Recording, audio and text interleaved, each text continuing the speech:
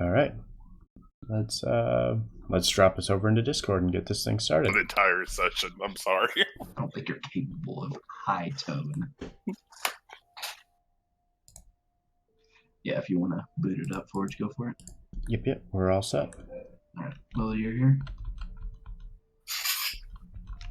Yeah, can you hear me? Yeah. Yes. Cheers, Willie. Cheers on me.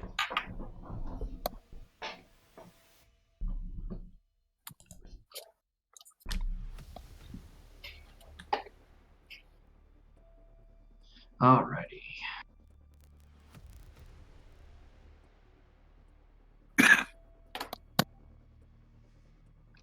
Alrighty, so this will be the start of the Tyranny of Dragons campaign. Starts out with Horde of the Dragon Queen. You're set in Faerun and located more specifically on the Sword Coast, on the western side of the Faerun continent. You characters have been traveling for about a week or so together. You've been escorting three of you at least have been escorting a merchant as he makes his way back to the town of Greenest. He's going there to sell his wares and such like that. And all being eager adventurers, you set out. Willie's character, whose name you've learned is Max, was actually found on the side of the road. And after some stuff that happened, decided to tag along with everyone else.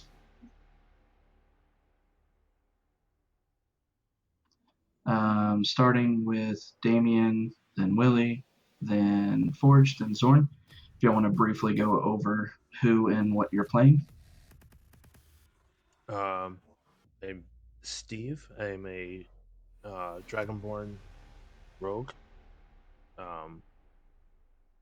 Dressed mainly in commoner robes. Okay, Willie. I am also a dragonborn, but I have bright, like almost platinum gold scaling across the body. I just kind of sitting in the front of the wagon, fiddling with my bag. And Forge. I am playing Eglath Kegthor, or as everybody will refer to him as Stone Skull, a very dim-witted Goliath fighter. And Zorn. I am playing Toph Beifong, a Earth Jinsai stone sorcerer. You'll notice my eyes are milky white because I am blind. My skin is slightly the color of stone, and I have long brown hair. And I am currently just walking behind the wagon with my maul draped around my shoulders with my hands up on it. All right, so after I'm assuming some decently hilarious scenarios of y'all conversing, dealing with one blind party member, escorting this merchant wagon. So you've been traveling for the past several days. You've been traveling on a road that winds lazily across the rolling grasslands of the Greenfields. Sundown is approaching, and you know you're getting close to Greenest. You reach the top of a rise, and you see the town of Greenest just a few short miles away. But instead of a nice, pleasant, welcoming town you expected, you see the columns of black smoke rising from the burning buildings, running figures that are little more than dots at this distance, and a dark, winged shape wheeling low over the keep that arises above the center of the town. The city of Greenest is being attacked by a dragon. What do y'all want to do? You just kind of stand up and watch. Now intensely alert at what the dragon is doing. Like, is it wheeling a torch in the city? What is it? It is you can't really make out much as far as details with the dragon from this distance. You are several miles away. But you do see this dark figure flying through the air and setting the town ablaze below it.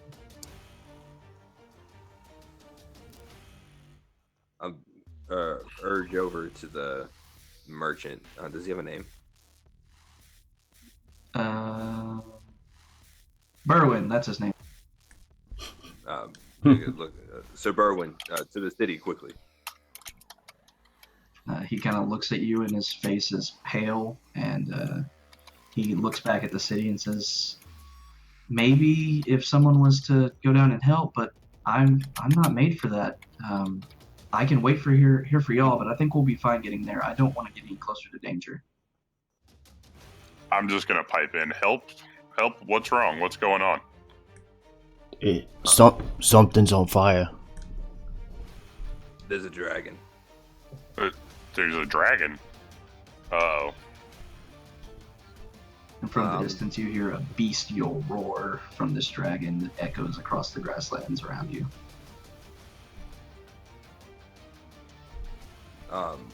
Kind of gesturing to the others. We have to get closer.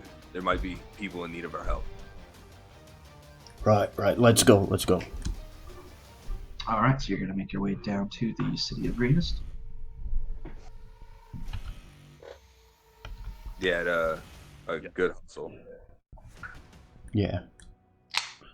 Alrighty, so as you make your way down, you go to the closest point, wanting to get there as fast as possible. Sun is getting well below the horizon now, so it's getting very dark. As you approach, you notice the dragon disappeared. After a while, it may be roosting somewhere either within the city or somewhere nearby, but you were not able to determine its location.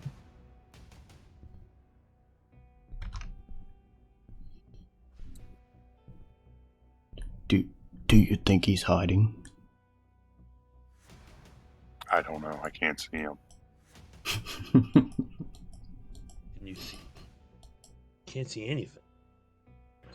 Oh, I can see. How many fingers am I holding up? I would know this. So, I don't know. How many are you holding up? You've determined, with your brief stay with the Tolf, that somehow she is able to see things without actually seeing them. I don't think she's been very forthcoming on how she does this, though. Yeah, I don't think you'd have any idea how many fingers to hold up, which is hilarious. But are there any signs for survivors or any commotion, any movement? So all around you, you see many various figures running. You see some obvious townfolk fleeing towards the city center. You know that there's a keep there. They seem to all be heading that way. You also see what look to be some kind of fanatic cultists running around chasing these people, along with some kobolds, as well as a few that are flying through the air. I'm trying to find one thing, so don't move anywhere yet.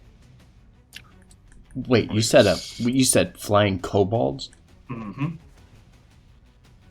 Like, knock through the sky flying kobolds? Because those are the best kind. Yeah, the aerial, the involuntary aerial kobolds. It would benefit me if y'all could keep them on the ground. All right, so as you enter into the city and you begin walking down the main path, without warning, 5 humans dash out from between 2 buildings on your left. A limping man and 3 young children race across the street into more shadows, and a woman carrying a round shield and a broken spear turns and faces back in the direction from which they came. 8 kobolds stream out of the alley on the family's heels and fan out around the woman, who looks determined to delay the creatures for as long as possible. Just so we're clear, the one with his shield and broken spear is trying to defend the rest of the wounded from 8 kobolds. Yep.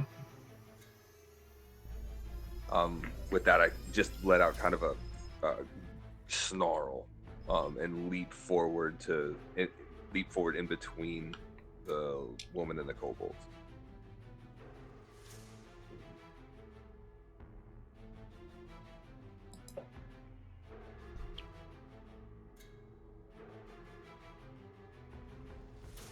Alrighty, so as they move out, immediately sensing danger, Max runs forward and jumps into the middle of the fray.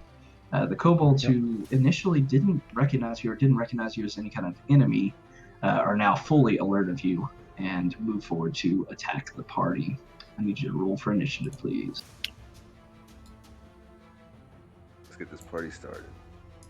Oh, select my token. Whoops. Makes sense.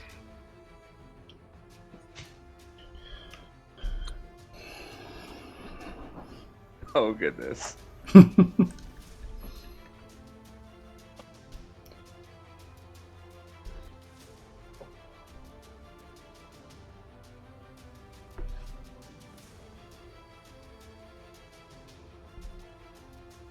Three. Only 3. Yeah, only 3 ahead of me. Okay. Alright. It's a lot of kobolds, you know. That is, in fact, a lot of kobolds. And I'm going to guess that none of them are not flying, are they? No, they're all on the ground. Oh, they're all on the ground. Wonderful. None of these are flying. Alright, so sensing danger up ahead, Steve, you are first to react into combat. Alright, I'm gonna follow Max to defending group of people, the woman and injured man. Oh, Let's see. There we go. That's a little closer, a little better.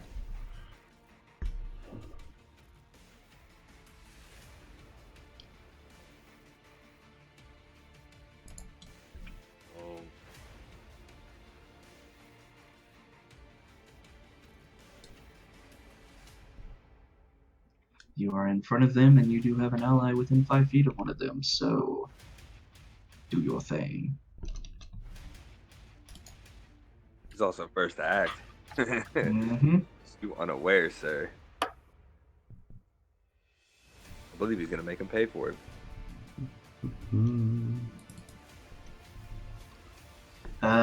20 hits. Alright. And which one were you targeting?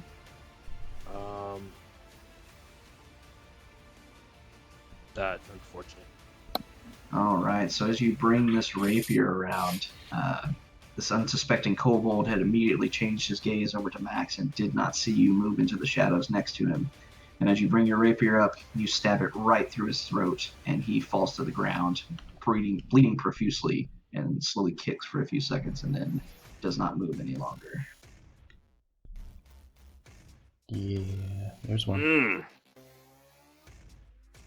Anything else, Damien? Sorry, Steve. No, that's pretty much what I wanted.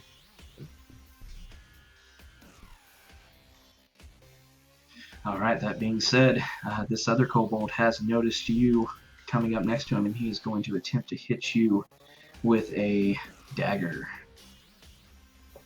Does a 9 hit? No.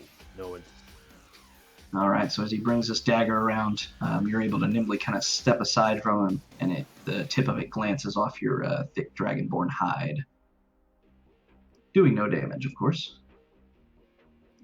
But that being said, this other one is going to move forward towards Max, and he is going to swing his dagger at you. Does a 12 hit? Yes. Alright, so he brings his dagger around and is able to catch you right on the arm, leaving a small gash for 4 piercing damage. And with that, the fighter, you're up. Stone Skull. All right. Hey, I don't know if you know this, but we're fighting, and I'm going to make my way over here and attack this individual here. Roll. Maybe I will. You're going to live up to your avatar right here, huh? 20 hits. For 11 yeah. damage. So as you bring this great sword around, kind of dim-wittingly running into battle, and you're like, "Ooh, there's a bunch of kobolds here." You're like, "Ooh, fun!" So you run at this one, and just as your avatar depicts, you shove your greatsword straight through it. This poor little creature stood no chance to you. Your greatsword penetrates from behind it, and you kind of raise the entire creature up in the air, skewered on your greatsword, and then look at it funnily and shake it a few seconds, and then finally use your boot to kick it off your greatsword. Oh yeah. Anything else? No, I think that is it. All right. Well, this one, seeing his brethren stabbed by you, is going to move up next to you, Stone Skull, and attempt to hit you with a dagger. And he crit failed, so he misses epically as you're kind of using your bolt, and it's kind of a comedic situation that's happening here. You don't even see this guy running up behind you. You're still busy trying to kick this kobold off your greatsword, and as you do, you lean forward to make sure it's off completely to wipe some blood off your greatsword, and this knife comically misses behind you as you do so. Awesome. Take that, stupid kobold. I'll teach you. This one back here, seeing that melee attacks aren't having too much, is going to start winding up a sling and attempting to sling at Steve. He missed, so he shoots this rock out of a sling towards you, but you're able to see it coming and just casually move your head aside, and it flies past you, hitting nothing. But this other one in the middle is going to go after you as well, Stone Skull, with a dagger. Okay. As a 16 hit. Just barely. All right, so he brings this dagger around and is able to stab it into your shoulder as you're kind of looking behind you, trying to figure out what the heck that sound was behind you of the kobold missing, and penetrates you for 6 piercing damage. And I'm going to roll my d12 and stone endurance. Do it.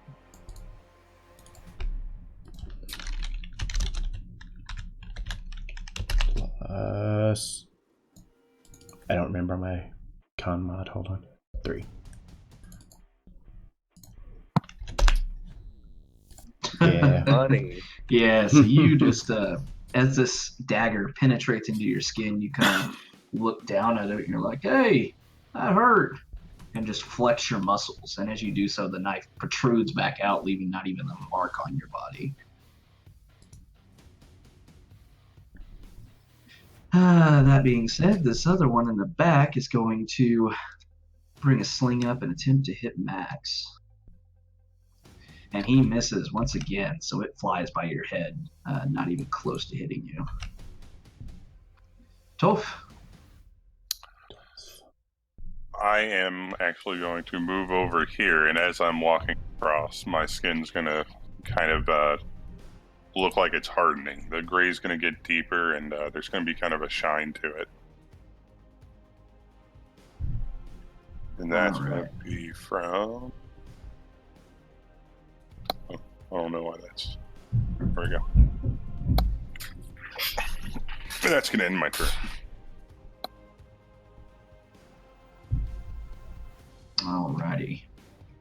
So that being said, the last little kobold here is going to fire a sling at the new arrival, Toph. Actually, he's going to move forward a little bit because they don't have much range. And then load a sling. Does an 18 hit?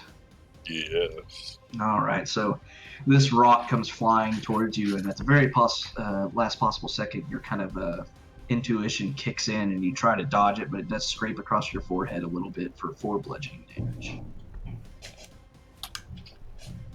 And last, but certainly not least, Max. Can you give me a rough idea how big the area that we're fighting is?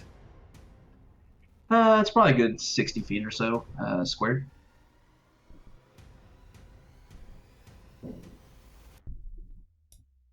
All right, I'm going to,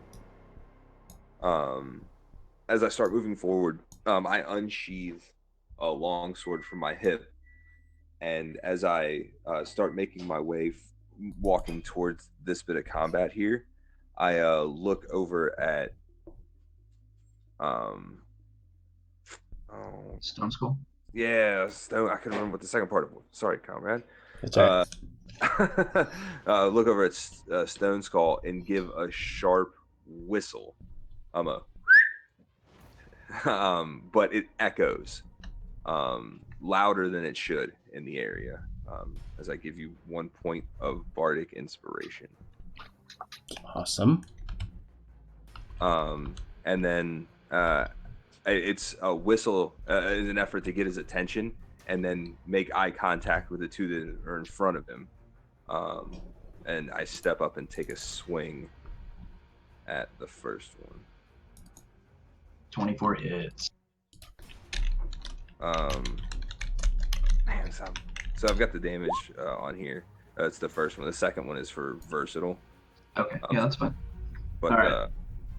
I didn't acknowledge it and say that that's what I was doing. Yeah, that's fine. That's how it usually rolls anyway. So I always just look at the first one, unless you say versatile. All right, so as you step forward, letting out this reverberating whistle that wakes Stone Skull up, gives him a little bit of an extra oomph into this battle. You bring this long sword around and almost cleave this poor kobold in half. You bring it all the way through down to its midriff, and it just sinks off of your blade to the ground. I want to snap my long sword out and snap the blood to the ground in like a flourish. Nice. Awesome. I like it. By the way, the antagonist is my sword thing. Gotcha. Okay, that makes sense now. All right, back to the top of the turn order. Steve. All right. Gonna move here, but I'm passing this one. Like, take a swipe at it with my longsword, my rapier rather. All right. Oh, that definitely hits. Roll it. Nice. A crit. Nice. So you bring your rapier around in a kind of a quick jabbing motion as you step to the side of this one kobold. And much like the first one, you stab it right through its throat, and you just hear a gurgling sound as you sidestep, not even looking back at it anymore. You're moving on to the next target, and it falls to the ground, unmoving. Because he's in the zone. Anything else? Nope.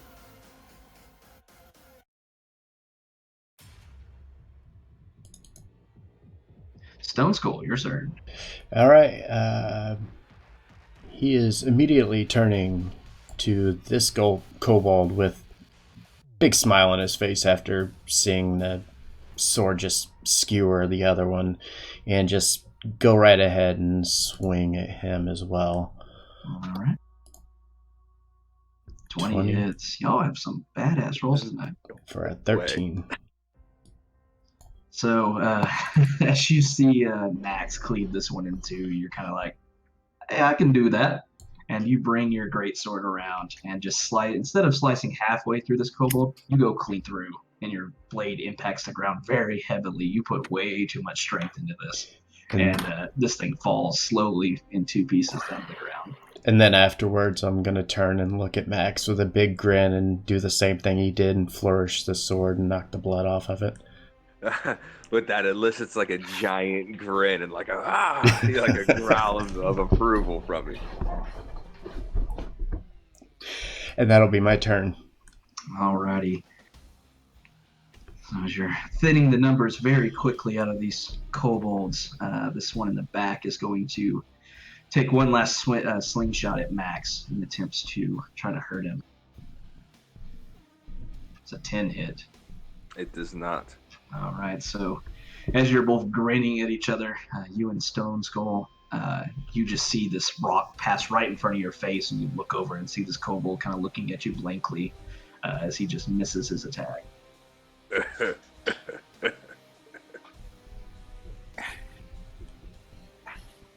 This kobold in the back is going to take a shot with his sling at Stone Skull.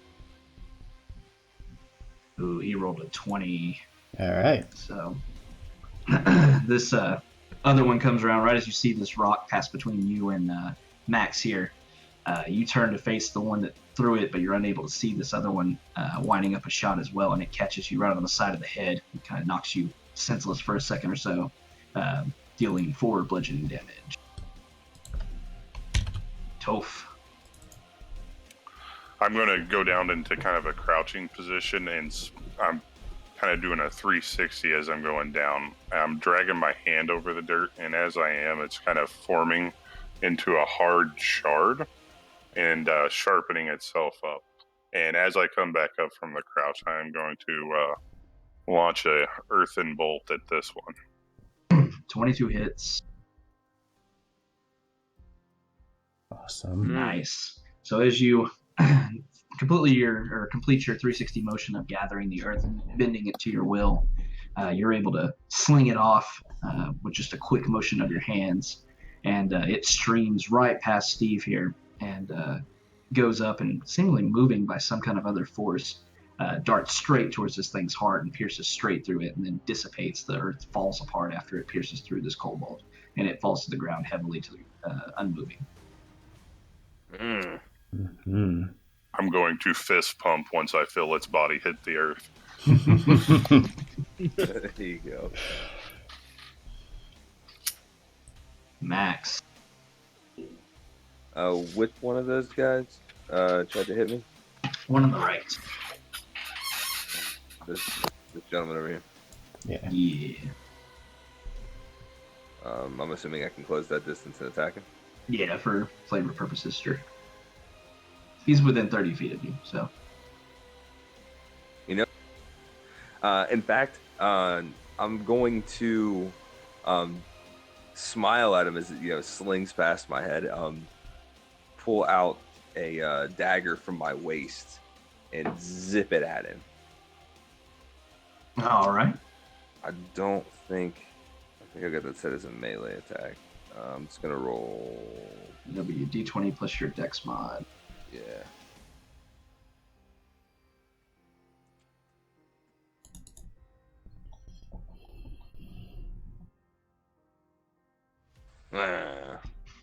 Unfortunately, the cockiness kind of gets the better of you here, and your shot also goes wide, screaming past his head. Anything else? Nope, that'll be it. All right, back to Steve.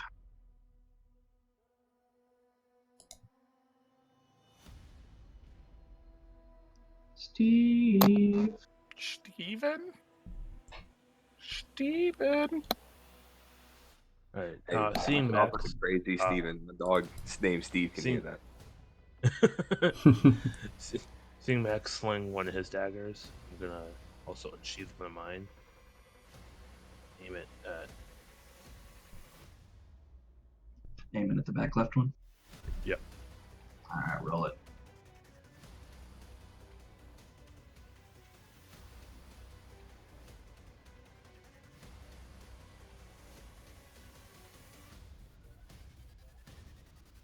Ooh. Oh, yeah. Roll that damage.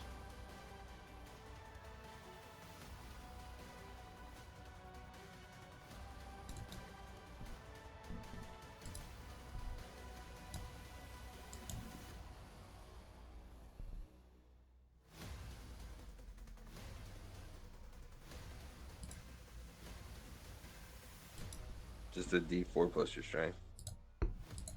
Strength Oh, attack. man. No, it should be dex. For a throwing there? I believe so. I thought thrown objects had strength for damage.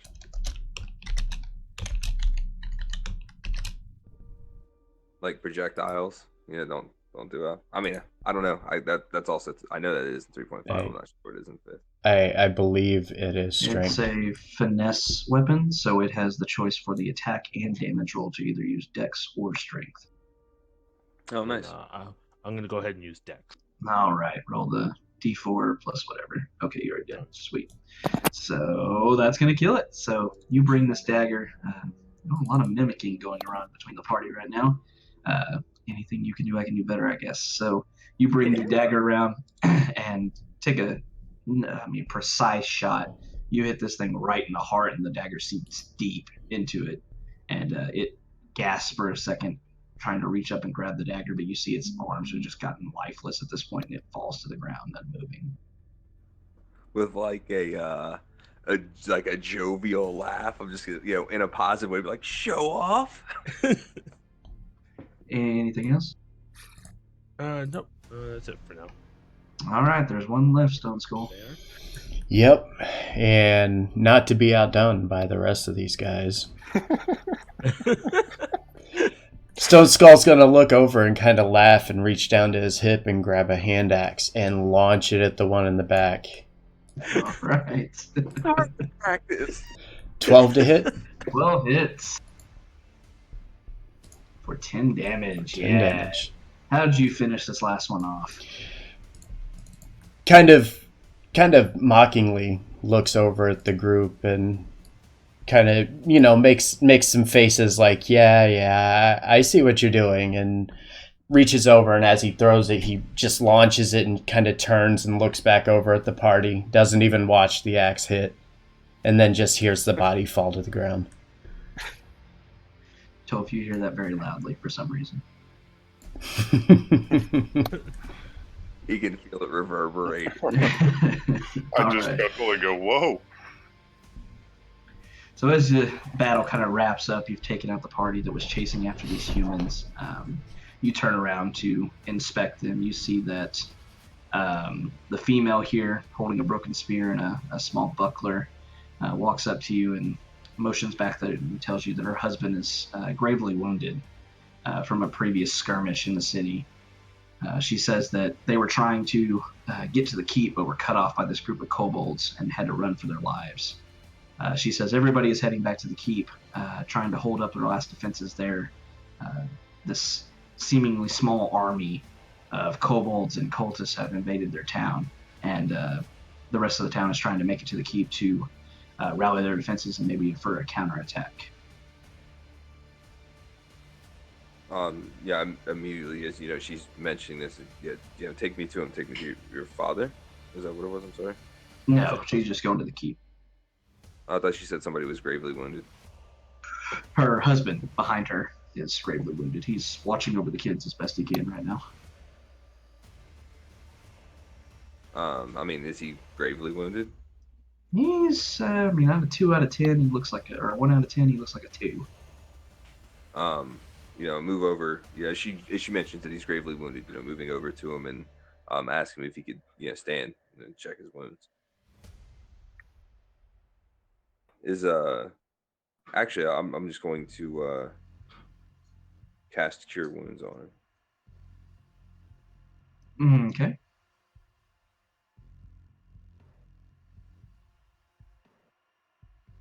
Roll that healing.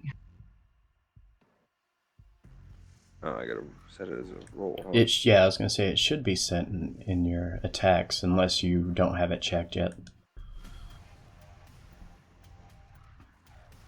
While he's doing this, I'm walking over to the body of this kobold and picking up the hand axe, kind of like, hey, you saw that, guys, right? You saw that? All right, so everybody goes around and collects their items. Good job, Stones. Yeah. Max, you see that this guy is, he had a large dagger wound in his chest. Wasn't super deep, but it was enough that he was not looking good. He looks as healthy as ever now.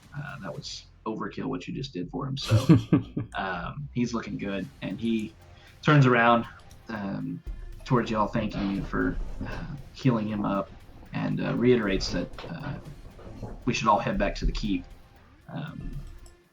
Try to get away from everything running around the streets as best you can. While Stone Skull's collecting his axe, I'm gonna holler over. Would you mind fetching my lost dagger if you can find it? It's too small. I can't see it. Oh, here it is. It was he was stepping on it when he found it, so kind of raises his foot and he's like, "Oh, is this yours?" And hands it back to you. All right, what do y'all want to do? Yeah. So we're gonna kind of usher everyone, all the civilians, essentially, towards the keep where they were headed, and ask the soldier, is the keep a good place for these people to go? The soldier? What? At The the lady. keep. I'm sorry. Oh, Yeah, yeah. she is desperately trying to get to the keep right now. She really wants y'all to come along, and after seeing your battle prowess just now, would be greatly appreciative if you escorted them back to the keep.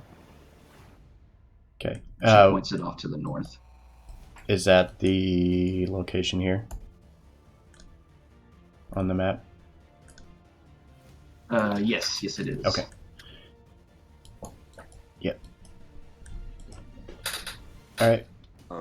Kind of look to the rest of the group and with smiles. We're all in agreement that these people need to be escorted to safety. Yes. Yes. Yeah. What they said. Excellent. Then let's be off quickly.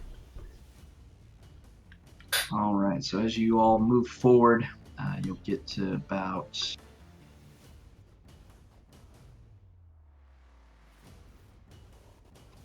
to where my marker's ending there, and I will need Ruckus, Steve, to roll me a d8, please.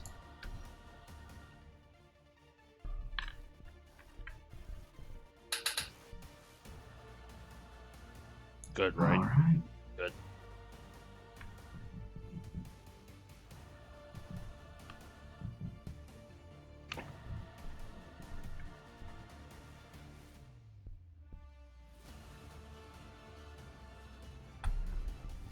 One second, I'm trying to move shit out of the way.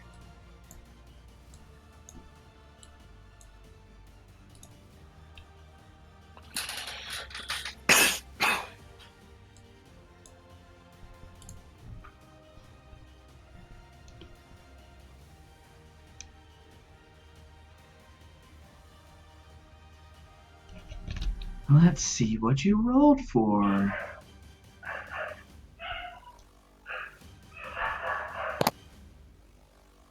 Damn it, other Steve. No, I switched to push to talk. Oh, okay.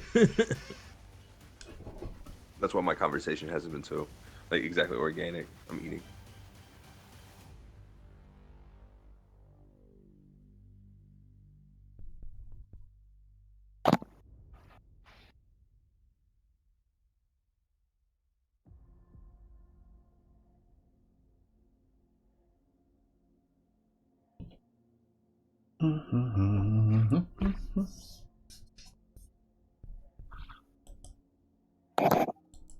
Welcome to everybody that's watching, by the way. Hope you're enjoying. Sounds like this is going to be our group in our second campaign on Monday. So Yeah, I apologize for that. All right. we'll hopefully it's going to go well. It seems like it's going well. Everybody kind of wants to work together. You're welcome. Wants to make something different and enjoyable. So hopefully, Oh, Damien always fucks. I just want to say we wiped through those kobolds. That was Yeah, you disgusting. did. Yeah. All right. So as you start making your way north towards the keep, you get about a third of the way there or so, and unfortunately, out of the woods that you're about to cross through, heading towards a small stream, 4 figures come out of the woods, obviously searching for more people, and you run right into them and see each other at the same time.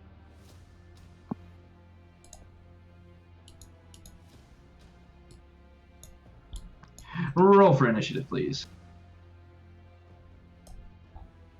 Back to back. I like it. That's more like it. Mine was a 13. I just hadn't clicked on my character. Oh, I didn't have mine clicked. No. Change mine to F5, please. Thank you. Steve's about to tune somebody else up.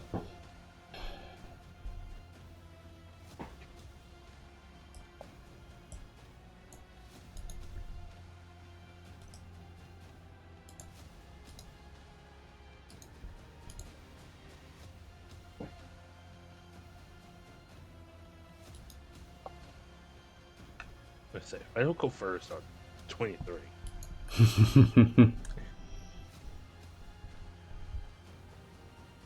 Alrighty, so like I said, you've had these 4 figures come out of the woods in front of you, and as soon as you meet eyes with each other, they all prepare to fight. You see 3 Man, that are every very time, common-looking right? humans. The 4th one looks a little bit similar to Max and Steve. Has kind of a scaly outer appearance, and is wielding an amulet that it's grasping around its neck. But with that, Steve, you're up first. Right. I'm going to make my way towards the figure that appears to be in Max. Let me set this up a little bit closer because y'all are like face to face. There you go. This front. Alright. So. Can you describe the scenery, the backdrop, real quick? Basically, the road is underneath you right now, heading up north to south, or south to north, whatever. Vertically up towards the keep.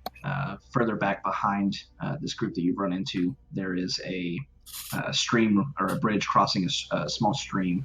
To your left and right, there is densely packed woods.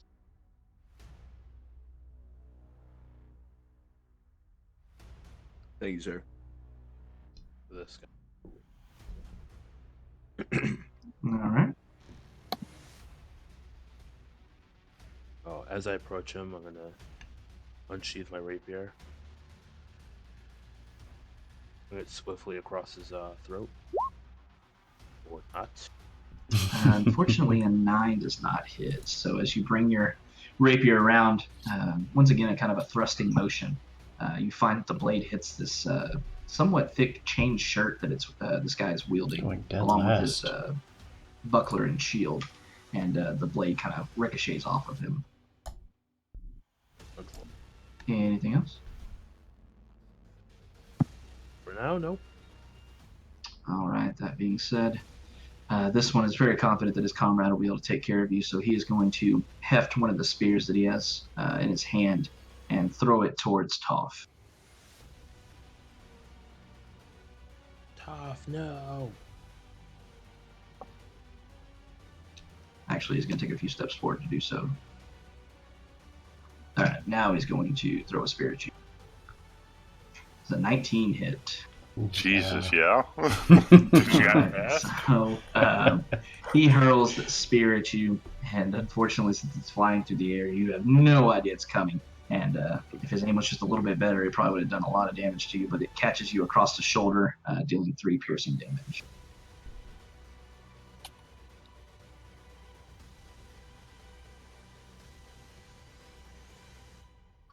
This one in front of you, Steve, is going to bring his spear around, using it one-handed to try to strike you with it. What is that one? Does a 13 hit? No. All right, so you're able to see it coming after missing your attack on him and sidestep around his spear somewhat elegantly and dodge side and not take any damage. Toph, you just got hit. What are you doing now? Yeah, I am very angry and not looking so hot. Same thing. I'm going to kind of scoop up some dirt in my hand. It's going to sharpen into a point, and I'm going to let it fly towards the one who threw the spear at me. All right. Does a 12 hit? Unfortunately, it does not. All right. Ooh. So as you do the very similar motion, rotating 360 degrees and gathering up earth to fire it off, you fire it off and your aim is good. It hits right towards this gentleman, but unfortunately he brings his buckler up and blocks the attack. Anything else? No. All right, this last one is going to move up kind of behind his other comrade, and seeing Steve being an easy target here is going to hurl a spear at you. This is an 11 hit. Me? No. All right, so once again, dodging spear thrust from the guy in front of you, you see a spear flying from your peripheral to your left, and you're able to nimbly sidestep around it, and the attack misses. Is that a shaman? I think it's a shaman. That being up there. said, this one in the back is going to begin chanting, and a ball of fire is going to appear beside you, Steve. I need a dex saving throw from you, please.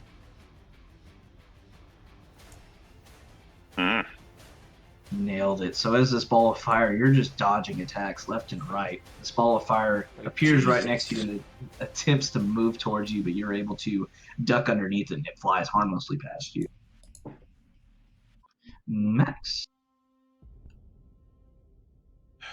All right. So, how far is the gentleman who's chanting from these other two? You say inside 20 feet?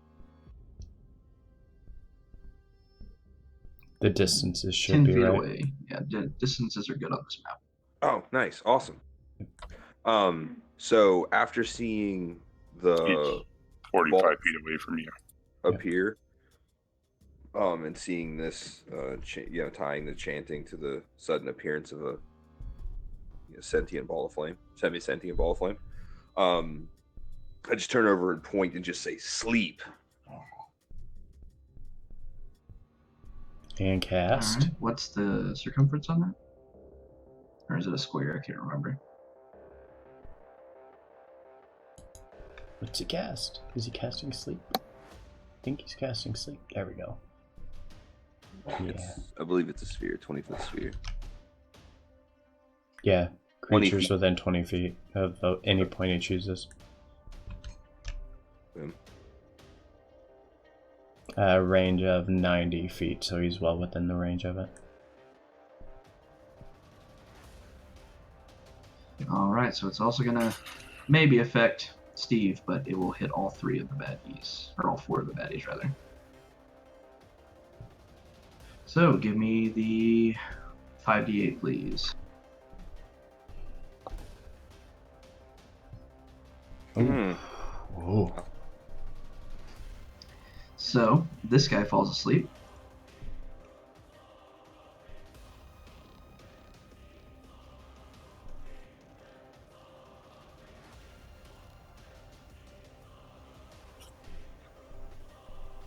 And this guy falls asleep. Those two are affected by it, and they slump forward and begin sinking to prone positions. When I release that energy, I turn to Stone Skull and give a series of the same whistles, the two real fast ones, and motion towards that gentleman. And my turn. Oh, I give you. Sorry, I gave you another point of bardic inspiration, another die. Oh, okay. He still has his one from before. You cannot have multiple. Yeah, Right. I think. Yeah. It's only like a few minutes, so I didn't know how much time it expired. Is it? I thought it was a long time.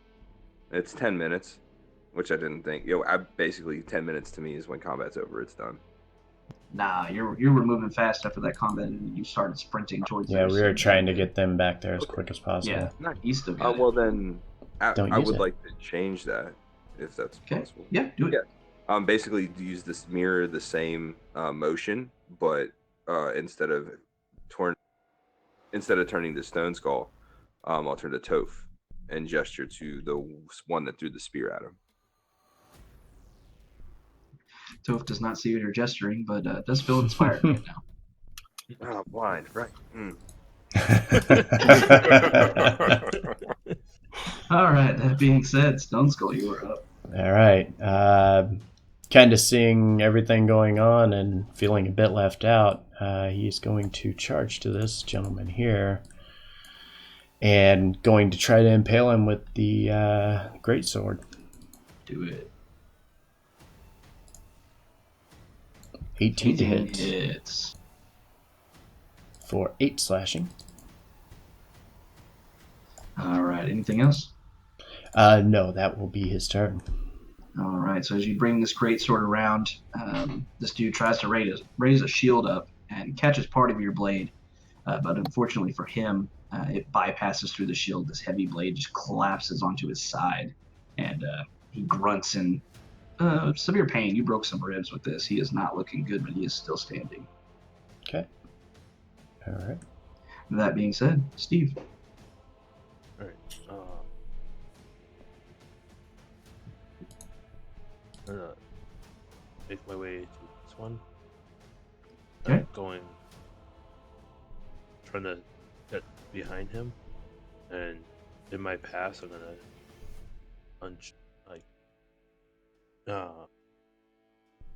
drag my rapier across his throat, or attempt to.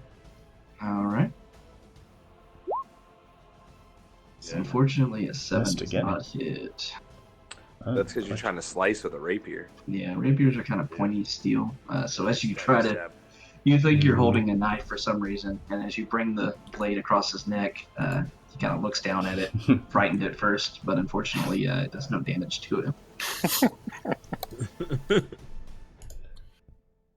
All right, this one that was just hit by Stone Skull is going to bring a spear, pulling another spear from his back. He's going to attempt to hit you with it. Does a 15 hit? Stone Skull? Yes. Does not. All right, so he brings it around, but you're able to almost leverage your greatsword in between him and his spear and yourself, and you deflect it aside, taking no damage. Yeah. This guy is asleep. I don't think he even has a chance to wake up. Nah, he's asleep for a minute. Yeah, Or he's asleep, until so somebody you can wakes do- him, right? Hits Yeah. him. Yeah. They're a little busy. You aren't attacking them. So, Toph. I am just super mad that I missed that shot, so I kind of storm up to him and bring my maul above my head and attempt to smash it down on him. Do it. 20 hits. Jesus. Yeah, so you bring this maul around. He is very preoccupied with attacking Stone Skull right now. And as you kind of barge up, somewhat unseen, you bring this maul up to the side of his head and cave in his skull. Stone Skull kind of watches as she runs up and like gets ready to grab the guy to like move him into position, thinking she's not going to hit him. And as soon as his hands reach out, she hits him, and he's like, "Oh, okay, never mind." He's got this. All right. Anything else? I just kind of look at Stone Skull and rumph at him. Just like turn your head towards him. Yeah. I'm not really looking at him. Just, you know what I mean. All right. This guy, after having a rapier gently slid across his neck, is going to turn around to you, Steve, and attempt to bring his spear around on you. He is going to drop his shield and grab his spear two-handed and thrust it at you. Does a 21 hit? Yeah. If I said no, would you believe me? No. Okay, then yes. So he, dropping his shield, he looks a little less armored right now, but he is full on attack mode now, and brings a spear and is able to gouge across your shoulder for 5 piercing damage. Thank God. Right. He's sleepy time. Max? As I watch these two dispatch the first spear thrower, and watching my dragonborn brother take a shot, I'm going to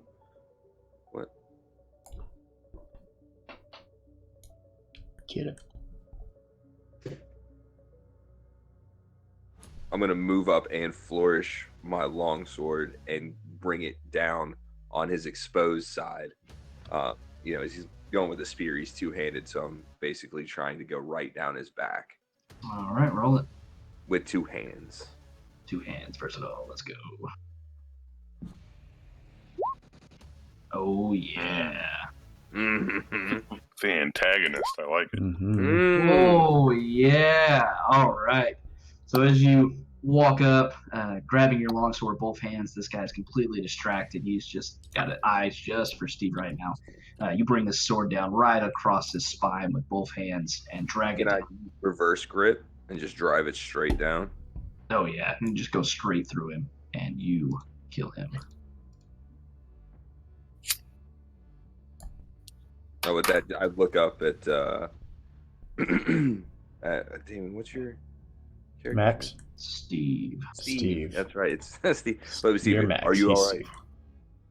Steve. I mean, I've seen better days. Havoc, by the way, do not see health bars for Max or Steve. Thank you. Can you just turn? Can you still fight? Yes, but another blow like that, surely done for.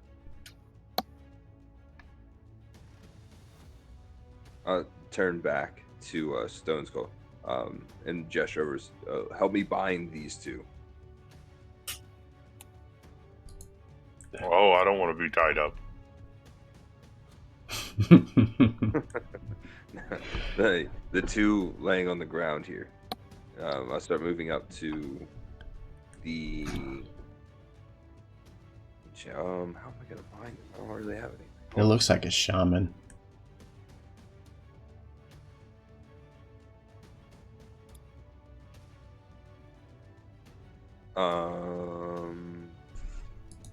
Don't seem to have a turn. Does anyone have any rope?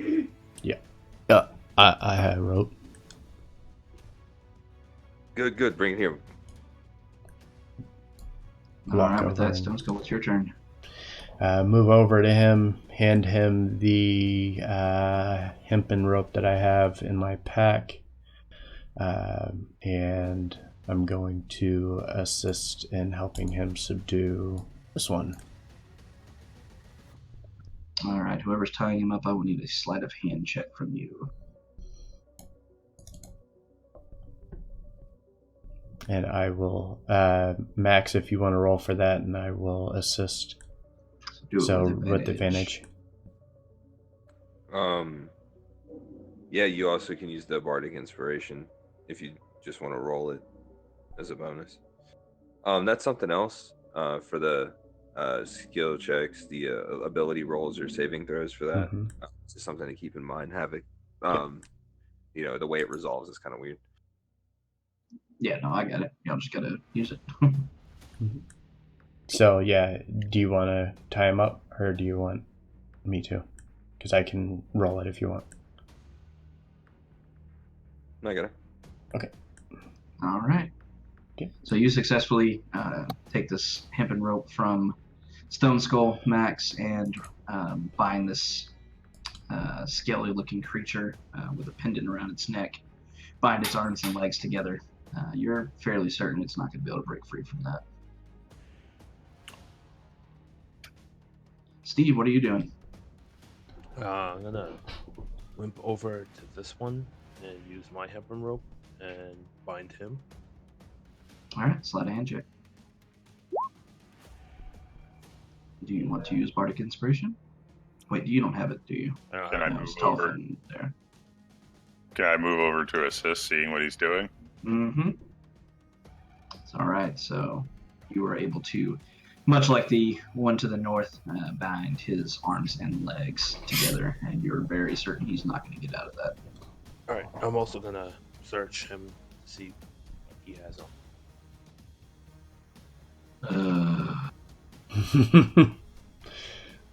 I'm That- worried about loot. that is the sound of not having stuff prepared for it. There's a sheet for it. This is very convoluted the way they have things set up. It's in random places where they have certain things like what loot they're carrying. Mm-hmm. Sorry. Well, I should let you know that no one else does it on the other dude. I'm doing that over there too. If you want to get that right. Yeah. We'll check think this one. As they're sitting here, going through his pockets, I'm gonna check the dead guys. I kind of turn to the group and say, these people still need to be escorted, and I don't believe these two are going anywhere. We can just leave them here. All right, so as you start rummaging through the dead bodies, as well as carefully picking the pockets you don't want to wake these guys of the other two, you find the northmost one has 4 pieces of gold. The one below him that is also asleep has 12 pieces of gold, as well as some spears and such like that on him. And the other 2 dead ones have 28 pieces of gold apiece.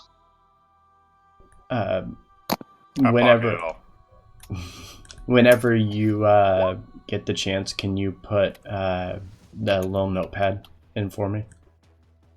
Yeah, I can do that. Yeah, you're not looting anything, Jeff. I'm looting the 2 dead guys. That would take forever. No, I can see to an extent. There's a way I can see. I have not explained it to you. I just can't see shit that I can just tell the touching the ground. blind chick can go deftly maneuver through pockets and shit and pickpocket somebody. It's in your journal now, Forge. I mean, they're dead. I don't need to steal pouches. I'm not trying to be sneaky about this. I just shoved my hands in whatever pockets I found. And that is a dangerous way to go out for them. I think she's lying. She isn't blind. You say that until one of these motherfuckers are flying and I can't see fucking shards around. All right, so what is the plan moving forward now that you've looted and left these other 2 to sleep? Man, I'm not feeling so hot.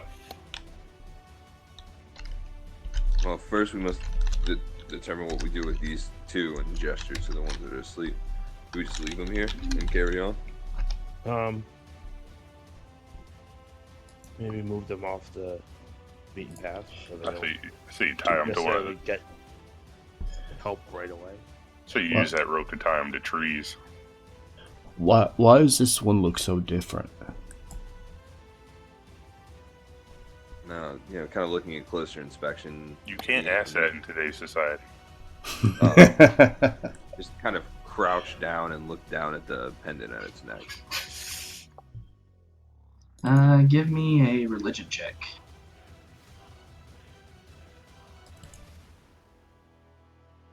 Okay. Okay. All right, so as you start looking around at this, something jogs in your memory. You don't relate this symbol to any kind of Faerunish deity that you would that people would know, but you see something very draconic-like. You can't quite place where it's from, but it seems like this being has taken some kind of oath to gain power to something of the draconic variety. Yeah, it feels kind of homey, huh? A little bit. Yeah, kind of put taloned finger underneath it and pluck it off of its neck. All right. And pocket it. All right, so you're able to pull this off of his neck. As you do so, he actually wakes up, scarred his neck a little bit with that, but he is thoroughly restrained, I think. Yeah, he's thoroughly restrained. He struggles against his bonds, but he's unable to break them. I don't think he liked that. Oh, look who's awake. He snarls at you and says, "You fools will all die. The cult of the dragon is here. We will get a horde for our queen. There's nothing you can do to stop us. We have dragons on our side." Did he say a whore? And with that, I kind of chuckle and look down. Do you think I am afraid of a dragon? He looks at you and kind of sees your features for the first time. He was kind of just in a blind rage, struggling against his bonds, and he pales a slight bit, and then looks you over and gains a little bit of his confidence back, and he says, "You should be." Tell me, friend, who should I be afraid of?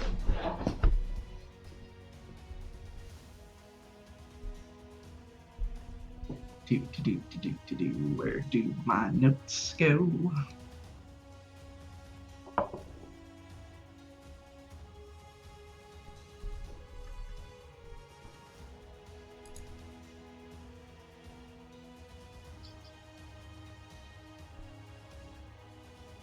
Can we bind them in such a way that we could, like, make them walk with us? You know, basically bind their upper half, but allow them to move. You could restrain their arms and allow their feet to go free, and they would be restrained with the binding that you put on their arms previously. And you can try to force them around if you want to. I'm not really interested in prisoners. No, but we can't leave them here. It's a lot of work to bring them with us. But we can't just leave them here. Well, we could. Why not? Well, they know the land. They're gonna link up with other attacking forces. This isn't something that just happened by accident or happenstance. Well, the only true solution would be to kill them now. This is how these guys are kind of garbed. Do they have dragon cultists across their back like a jersey? They might as well. I mean, it's pretty obvious.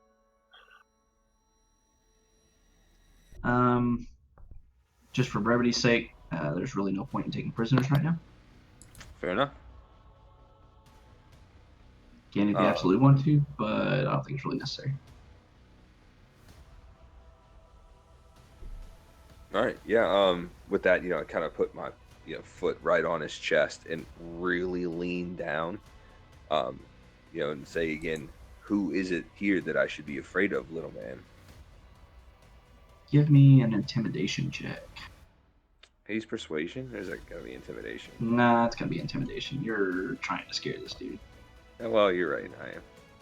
Mm-hmm. I'm still good at this. Yeah, you are. What did you ask exactly? Who? We should be scared, and I asked him who should we be scared of. Essentially, he insinuated that he was part of the dragon cult. This is I'm assuming is attacking. So I guess the question, is who is he referencing in particular? Is someone higher up in the chain that we should be afraid of, or play? So as you do so, he visibly tries to recoil, even though he's kind of laying on his back on the ground. He tries to recoil away from you, visibly scared and intimidated by this. He looks around, trying to seek out help from anyone around him, and seeing nobody there, he kind of sputters. It's like, did you not see our dragon? Did you not see Linethon? He is here to back us up. And the name that I need to see the full thing.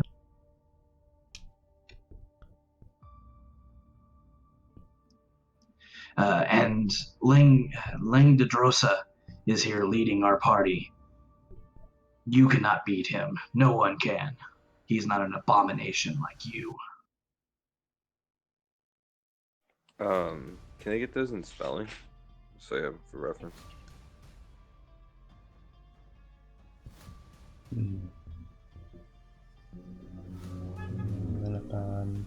What a short name. Must be a sissy dragon. Doesn't even have any apostrophes in there. Oops.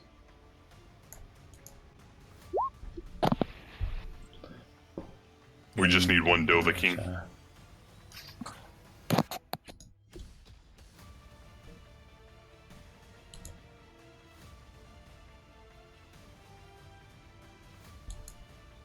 So, what are you doing?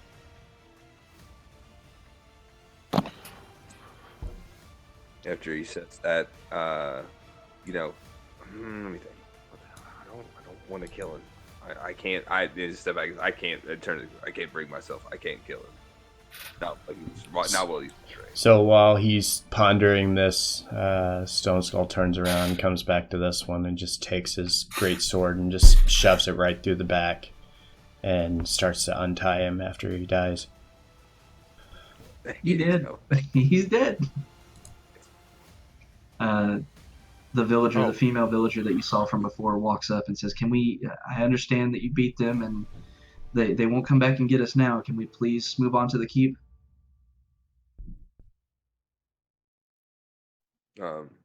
Absolutely. I start moving back towards her and, just poignantly turn and look away from. As he's talking, Stone Skull slowly starts walking up and does what he won't do and finishes off this guy as well, also untying him. Well, no, Alright. I was going to stab him because I want my rope back too. You have all your rope back. Yes, you have your rope. Steve is So start moving, towards the keep. All right, so you're going to get about 2/3 of the way there, and this time I need Max to roll me a D8. A D8? Ah, not my fault. I don't want to do it. You're going to do it. I mean, I am gonna do it. I just don't want Mm-hmm. Oh, well, I know you're going to roll it. to. I like it. Ooh, you're not going to like it so much, though. It's super good. Oh. I definitely can't survive a 1, so catch you guys later.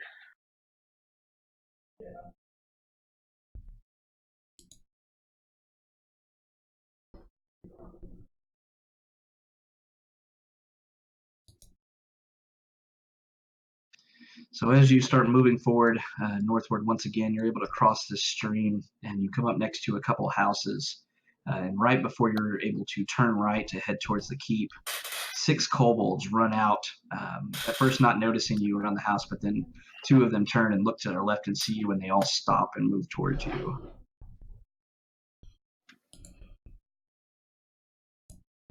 Get ready. It's that time. Time to roll for initiative.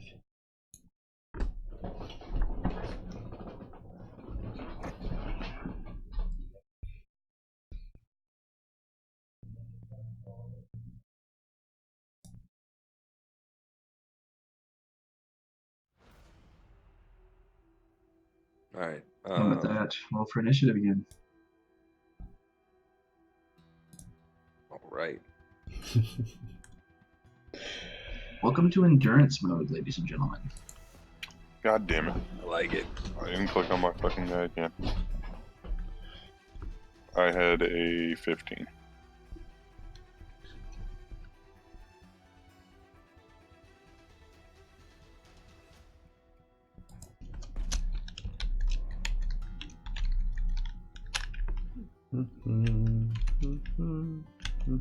Hey, Steve.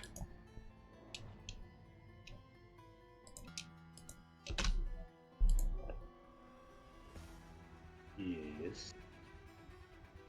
You think what I'm thinking? Yes, very much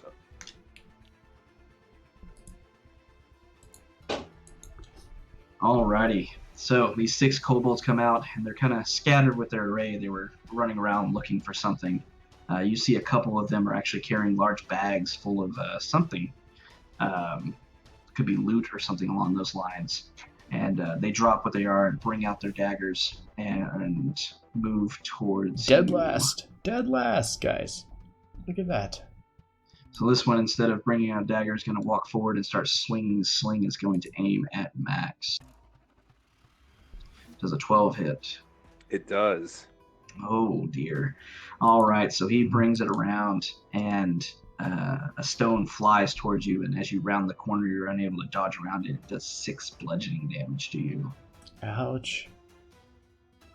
Ooh. Ouchie. At this point, I feel obligated to remind the party that combat isn't always the answer.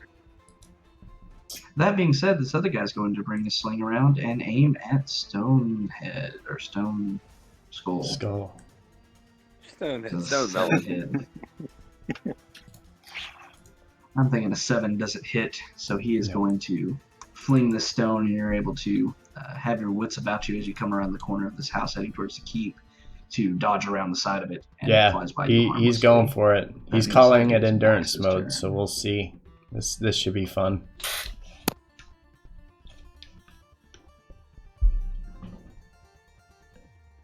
Do it. He's gonna do something. A cone is 45 degrees in 5e, right? Yes. All right. So I would be able Our to hit defense, they start. these 3. Yeah, you would be able to hit all 3 of those on the left. Yeah, so after, come around and get thwacked in the head again by another rock, it elicits like a grumble and a growl. And why didn't it work? Syntax error of some kind. If you put in, I know that it's kind of broken with doing the auto numbers. So if you have like a function in there, it won't work. Really? Okay. Yeah. Unfortunately, I would have put a function in on mine, but last time I tried it, it didn't work. Yeah, so I like reel my head back, and as I throw my head forward, unleash a gout of flame from my mouth aimed at those three. All right, what's the DC for the dex check, right? Yeah, it's DC 14. All right, the two on the right are going to fail, and the one on the left is going to succeed. Roll my damage, please. You know it doesn't take much for kobolds. Mm-mm. Yeah, I feel like 2d6 is good. All right, so as you open your mouth and this gout of flame erupts, the one on the left is able to dodge aside, only getting his backside kind of singed, taking 3 points, but the other two take the full brunt of it. And all you can hear as the flame engulfs them is just some loud screaming in a very high voice. And as the flame dissipates, they are on the ground, just writhing in pain for a few moments, and they stop moving. That one's dead. I just turn and point to the one that actually hit me. Like, ah. He's still alive. Tough. I am.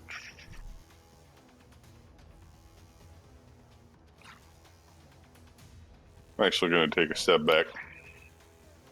And as I am retreating back, I am going to aim at this one over here. 23 hits.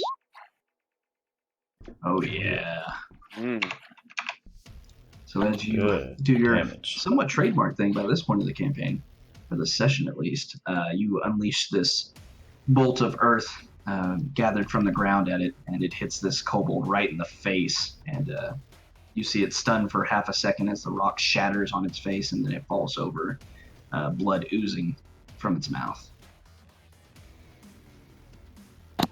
I didn't see any of that. You heard it fall over. That's all that matters to you. It looked awesome. That being said, this one in the middle is going to wind up his sling and launch it at Stone Skull. So 6 hit. It does not. All right. So once again, you're able to deftly dodge out of the way as this rock careens past your head. Steve, you're up. All right.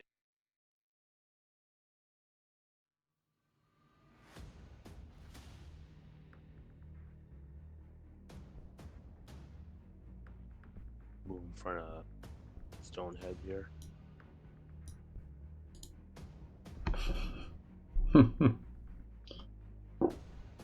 Yeah, just him. Kind of fall suit with Dragonborn brethren.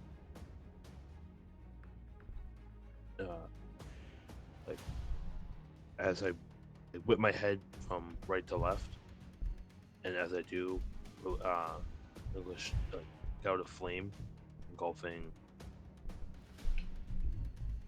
the kobold in front of me. Alrighty. DC 11. He rolled a 17, so he's going to save against your damage. Oh.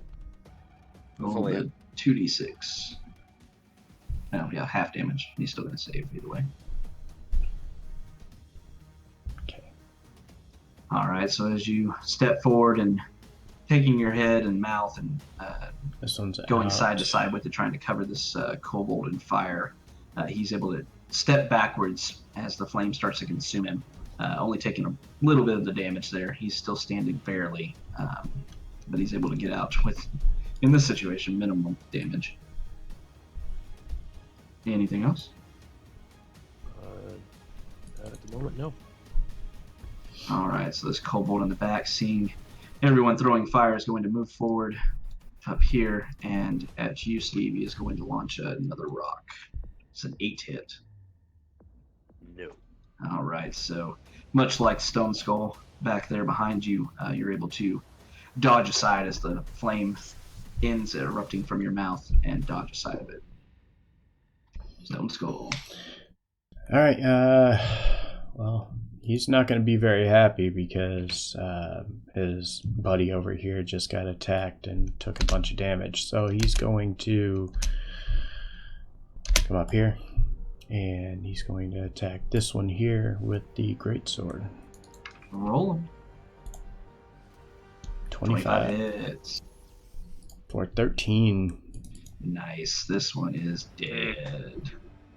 So as you run up, Still on seeing fire. that, Still he's on like fire. rushing flames off of him, trying to put his clothes out and everything. And here comes just Stonekiller, runs up and brings the greatsword down right on his head, and you split his skull in twain, and he drops to the ground. Yeah.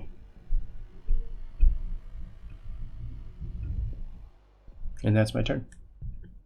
Well, they're all dead. So, Max.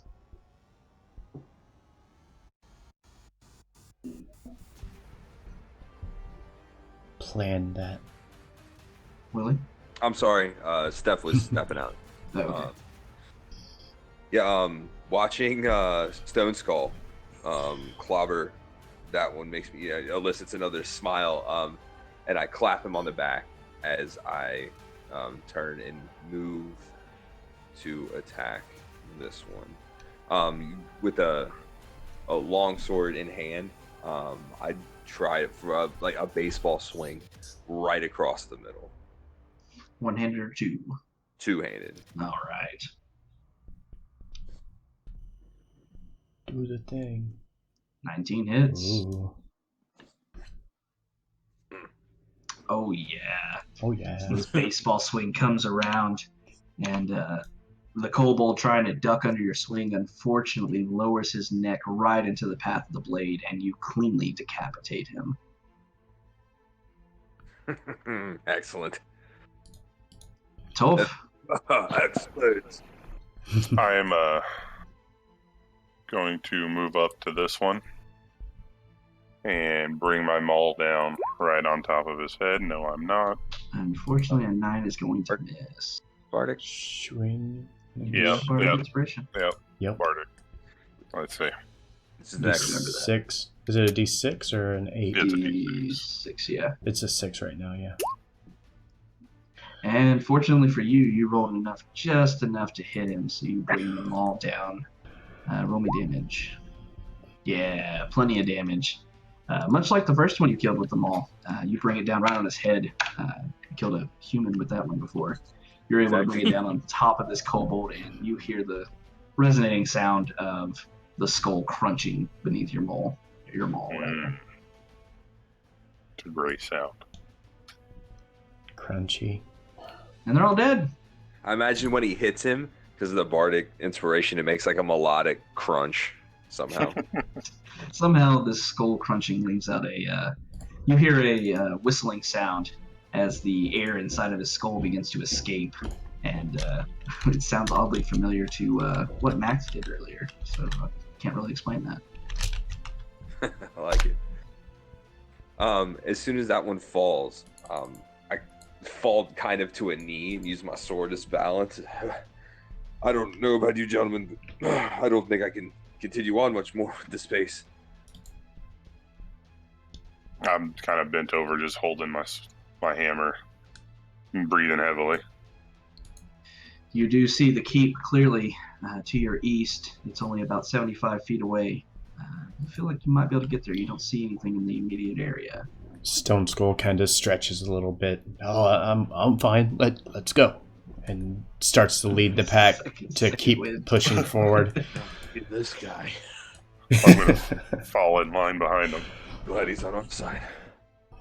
All right, so as you all take off, running towards the keep, you're getting about 15 feet or so away from the door, and you see another group of kobolds as well as some more cultists. You see about 20 of them in all, rushing to try to stop you. So as you quickly see that, a couple of you drop back behind the family that you were escorting here to make sure they get through the gate. And Tolf, bringing up the rear, is able to get through the gate right as the cultists arrive behind you, and the gate slams shut behind you, locking them out. Now you have this. The door slammed behind me. I was like, please no. Right side of the door. Yeah, you're all inside the keep now. Oh, with that, kind of back slides down against the door. Just sit. Ugh. I was preparing just in case that was going to be a very bad next match if we had it. For them? Yeah, I was getting ready. Oh goodness, it was about to get nasty. Yeah. Man, I would like you to know, Havoc. I think I have a decent AC at 16. But every single time, those guys gave 0 fucks. And then I'm listening to I'm listening to Willie get hit by 11. I wish it was 11 against me. Well, hey, listen, 11. All right, so as you arrive inside the keep, breathing heavily. I mean, you've made a trip of this getting in here. The family scatters off, and you see they're scattering off amongst a bunch of other people. It seems like there's a lot of people that were able to make it before the gates were finally closed right behind you, and you were the last ones who made it in. You see people milling about, a lot of injured people who have been in skirmishes along, much like the ones that you had. You do see garrison troops lining the walls, firing arrows over the side towards the group that had chased you in at the gate, and they're fending them off quite well. They seem fairly organized right now. But it is otherwise, besides the soldiers that you see, is very much chaos in here. People running around and trying to recover from wounds. You see bandages, blood everywhere. It's carnage.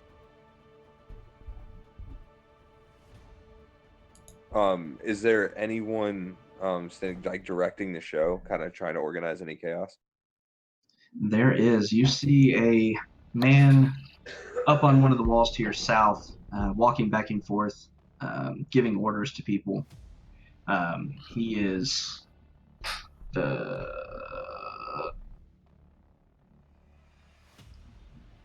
you see on his face, the right side of his face is bandaged.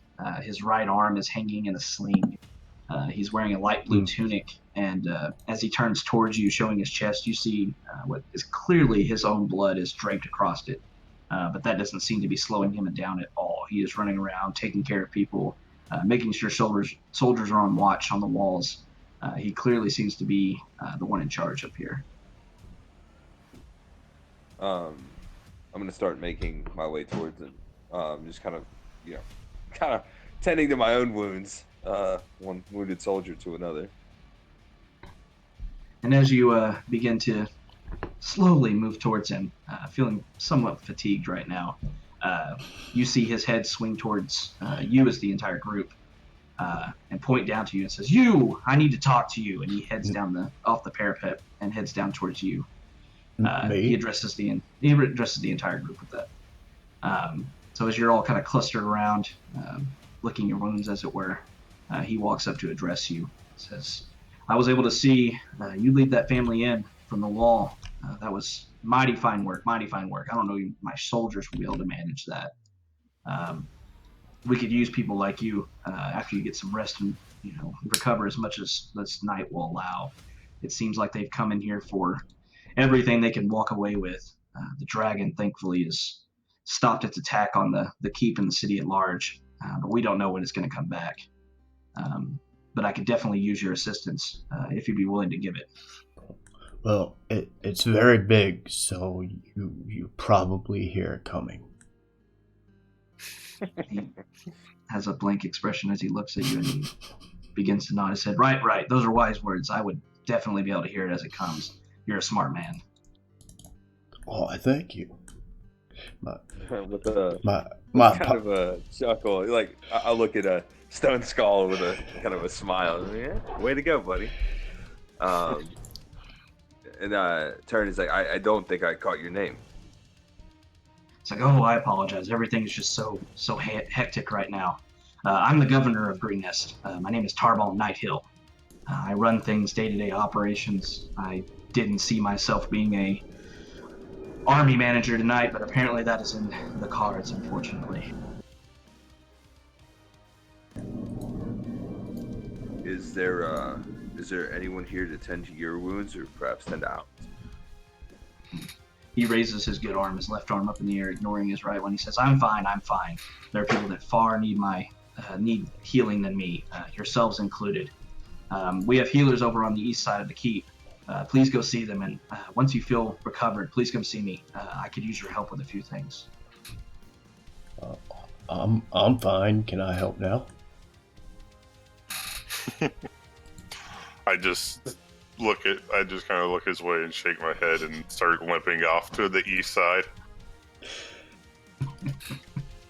He kind of nods towards Toph walking away, giving her a thumbs up, having no idea that she can't see, and nods towards Stone Skull and says, "Your help will be needed shortly. Tend to your friends. Once you're all ready to go, please come see me."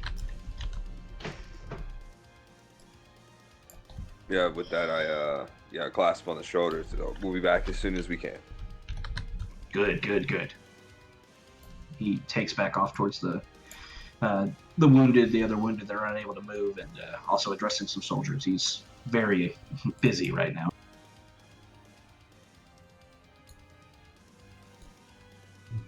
So, you want to go heal up as best you can? Do you want to rest any? Do you want to just get healed as best you can and then go back into it? What do you want to do?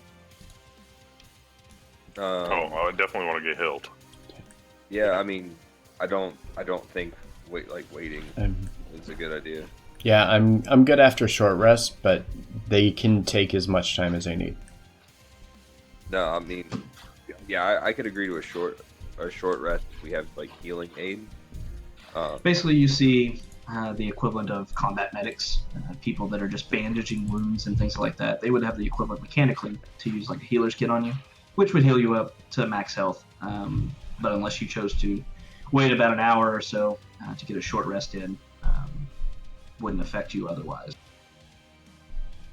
Yeah, I'm good on spell slots, so I'm good on just getting healed up and getting back in the fight. Yeah, not worried about mine. So yeah, I mean, there's chaos, panic. Clearly needs our help. Lots of people need our help. We got to get back into the fight as soon as possible.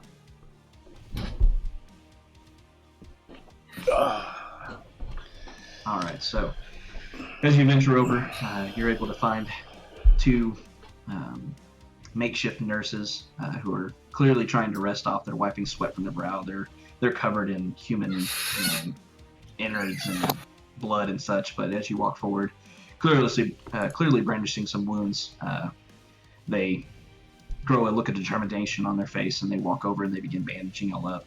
So they heal you up to your full HP.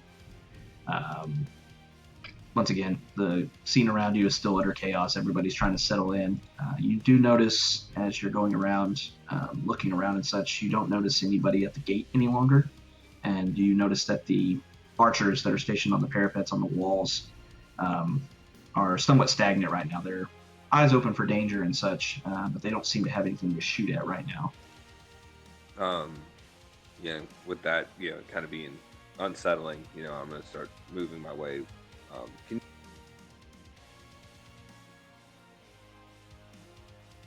Do what? Oh, can I get sorry, I'm still on push to talk. Can I get the spelling for the governor's name? You most certainly can.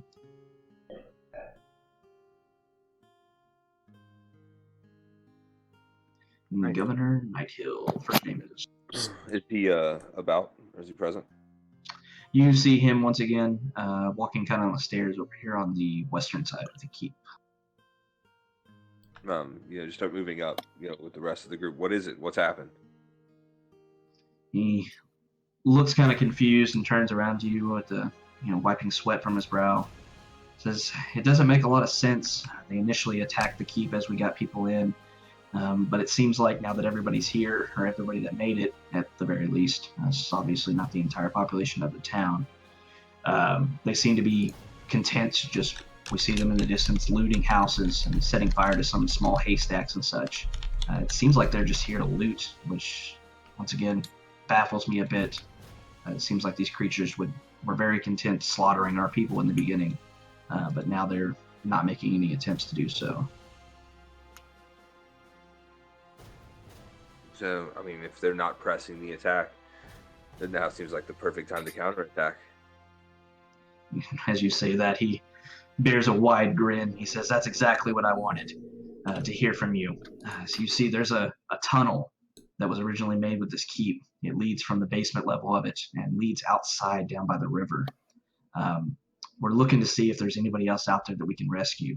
And I was looking for a small group of people to go out through that tunnel, make sure it's clear, and then I can rally a few soldiers to go out on recon missions to try to get people back here to safety.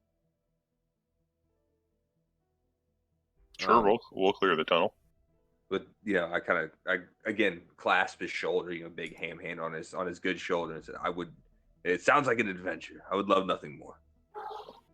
And as you are having this discourse, you see a dwarf behind him that was looking up towards the walls turn around as he mentions the tunnel, and he storms towards the group of you there, including the governor. And he says, "Now wait here, wait here, wait here.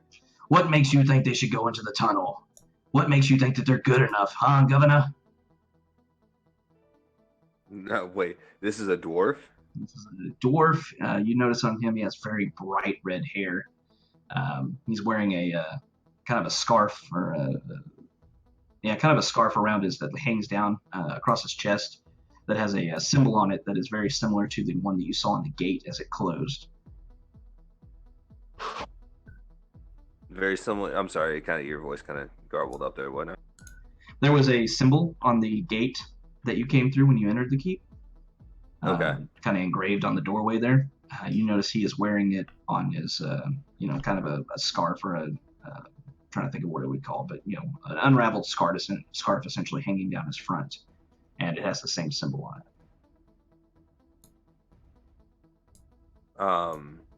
it. Like kind of a chuckle. Say, "Oh, Master, I'm gonna stand right next to him, so I'm standing towering up above him, and say, Master Dwarf, what makes you say such hurtful words?" He kind of looks you up and down and squints his eyes at you and says, "Well, what makes you think that you can go out there?" He's like, "I am the master of the defenses right now. This is my keep.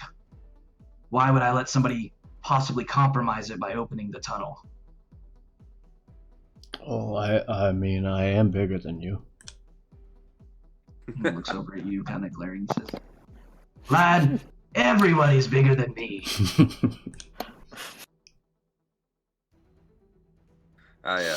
We kind of chose. We didn't seem to have much trouble fighting our way here. I don't think we'll have much trouble fighting our way out. As you say that, he kind of reaches up and strokes his long, bright red beard. He says, "Oh, so you came from the outside. All right." He kind of uses his other hand to reach down to his waist, and he pulls up this gigantic ring of keys. And he says, "Well, this is the only way you're going to get through there. Those doors haven't been opened in decades. We've never had a reason to. This tunnel that we're speaking of was built in case of a siege, very much like this one. But we've never been attacked before. So..."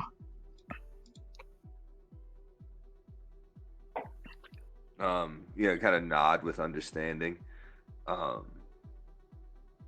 So you don't know if they've been compromised yet? He shakes his head and says, "Alas, we haven't had people to send out there. Everybody's been defending and trying to get more of our citizens in here. It's been very busy, as you can tell."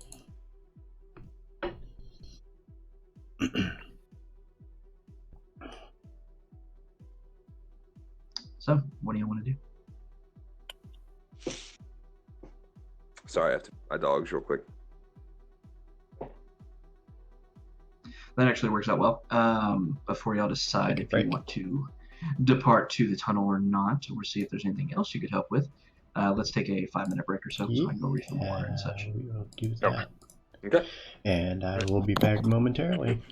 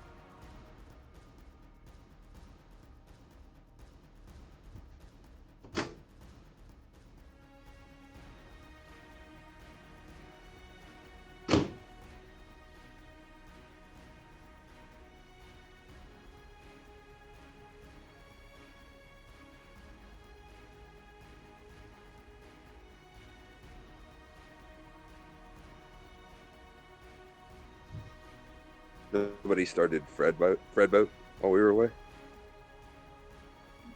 Does he need to be restarted? Yeah. No, I did. I haven't turned off my hat.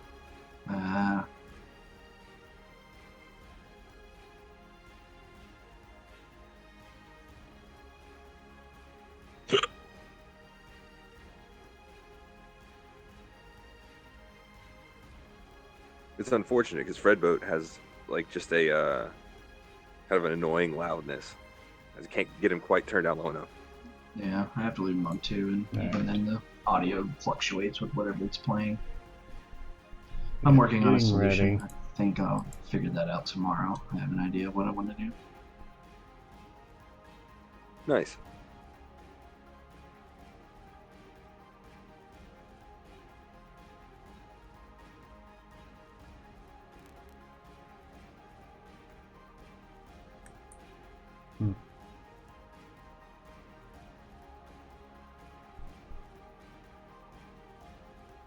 I feel like statistically we should have had a way harder time with that. They're very, very weak Bring the creatures. ruckus. Like 1H Hey, already. thanks for the follow, man. That being Very much said, appreciated. it wasn't as hard as it's supposed to be because one shot.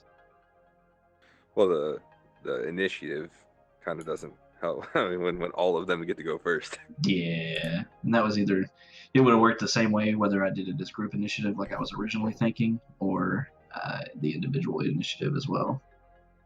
I was never a fan of group initiatives unless it's a giant conflict, like you got like armies marching against one another. Yeah, that was the only time I really liked using it. There's a lot of creatures that could end up fighting at once, but I don't know. I just prefer to do the individual initiative for it.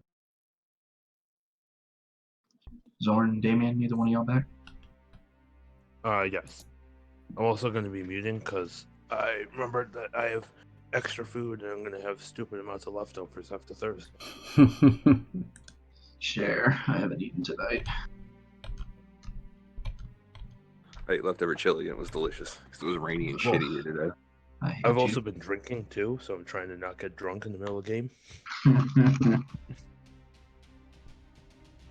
That's a good reason. The drunk road could be interesting. That never happens. Before you, I was pushing talk because my dogs were being loud, but man, I'm telling you, you have me rolling.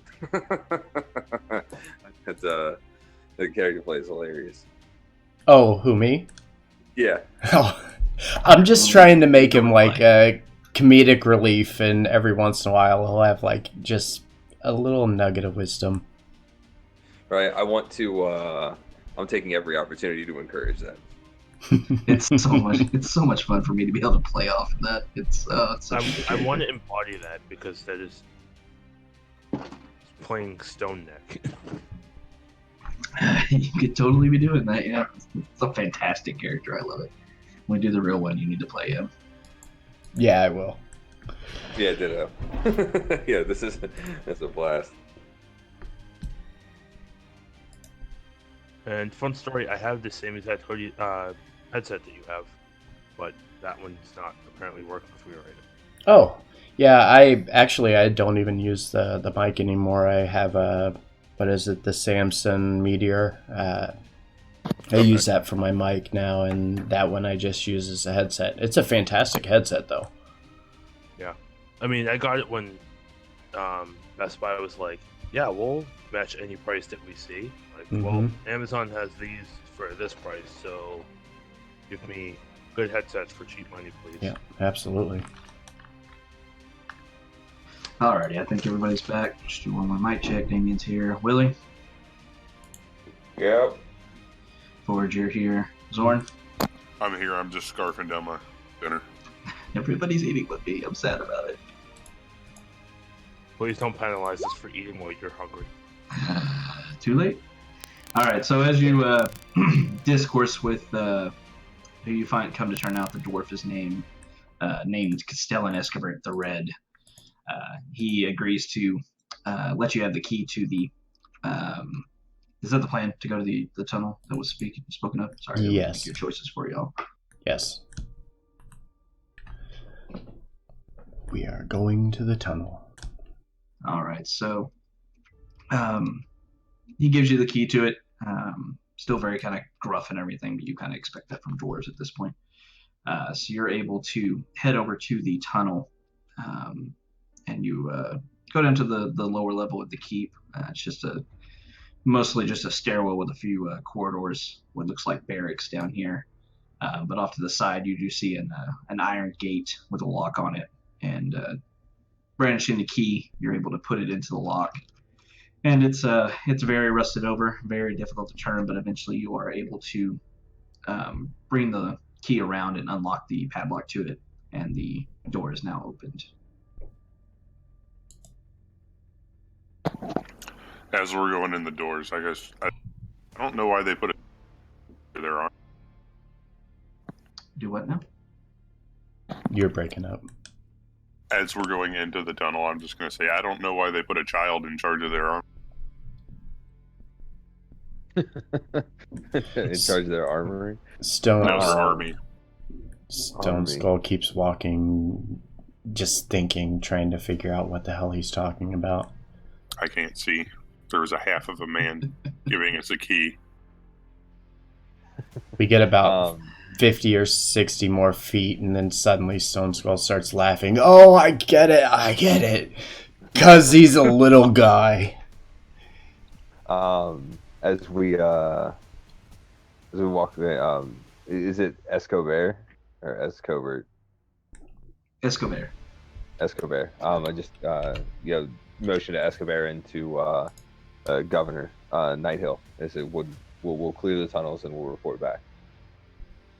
And the governor nods to you, says, very good, very good. If you could just let us know about the situation surrounding the outside of it, that will let us know if we're going to be able to send out rescue missions or not.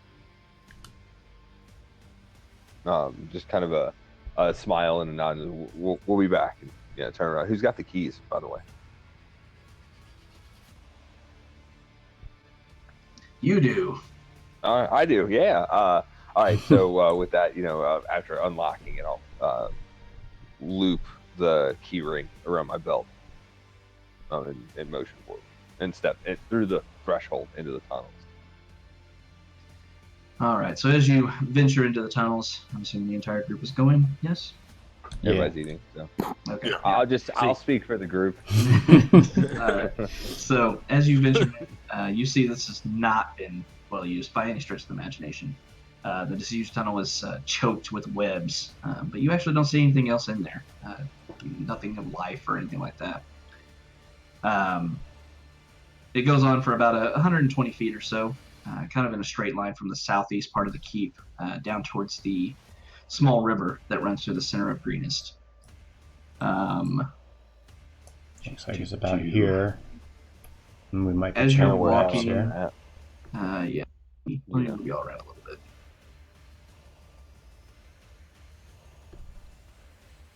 So you're about there, underground, obviously. Yeah. So you're moving down. I need everybody to give me perception checks, please. What part of the map are we on? You're on the center-ish area. Found us finally. All right, perception.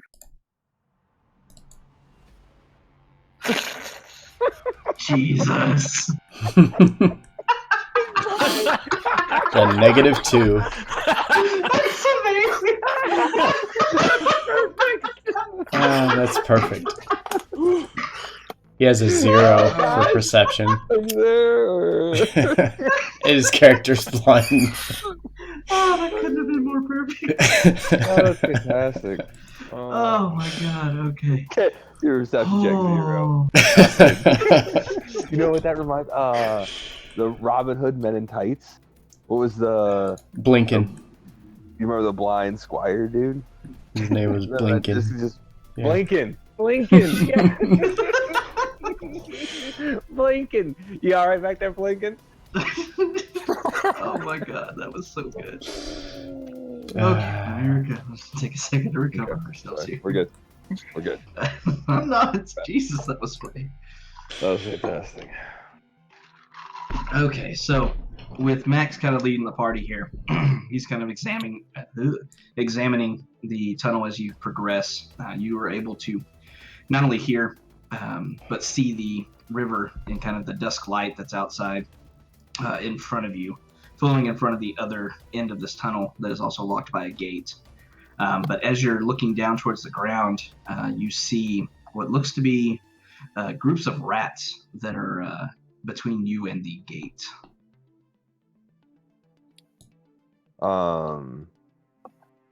Groups of rats. Like, how many? Give me a. Oh, There's a pack of them. nice. Two There are packs. two of packs of them. And we're in a tight little tunnel. Mm-hmm. Well, so it turns out I have the ability to breathe fire. How,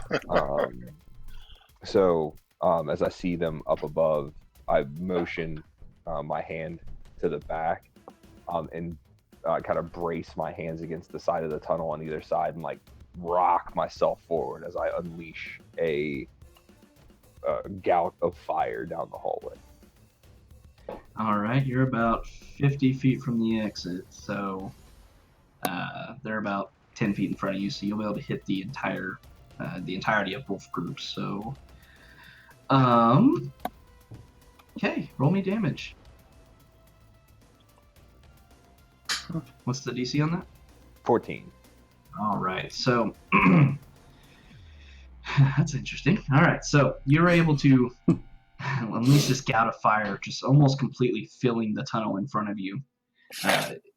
It covers the majority of both of these groups of rats. One of them is able to, almost as a mass, move away from the fire instinctively, trying to get away from it.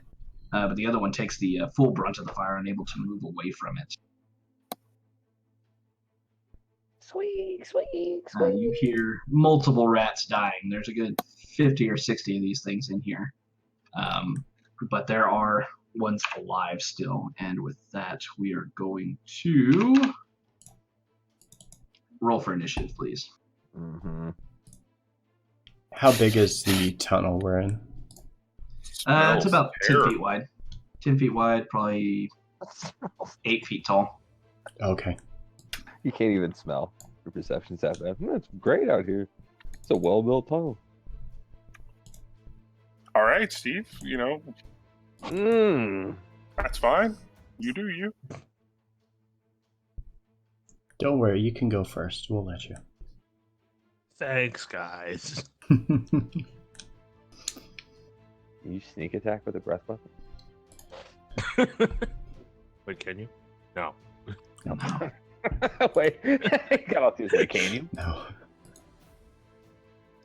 Alrighty, so after Max unleashes this torrent of flame, quickly recognizing what he just did and what he targeted, Steve, you're able to react first. All right. Yeah, rats.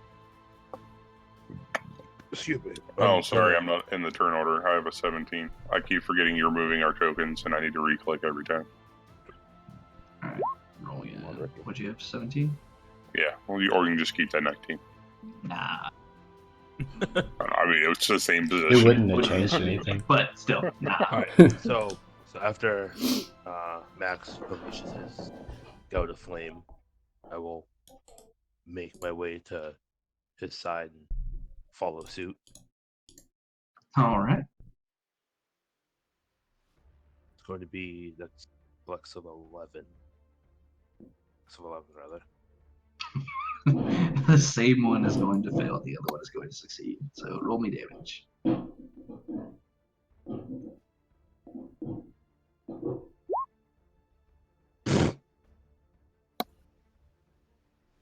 Man, it's just a little tiny breath compared to the other one. Like a sneeze. What color are your scales? Gold. Really? Wow, y'all are real brethren right now. Yeah. I haven't done that. Yeah. Fucking. What's color? Over there. It's that yeah. thing. Everything looks completely different, I swear. I love these characters so much. All right. So Steve walks forward. Just as the fire is receding from Max here, he unleashes a second burst of it, once again hitting the rats that were unable to get away from the first blast. And actually, as you do so, a good more number of their die, and you can just see them crisping remains sitting there, and the rest of that group of rats disperse around the tunnel and out the other end of it, away from you all. But the other one is still somewhat grouped together. There's obviously far less rats, but they are still there. Hey.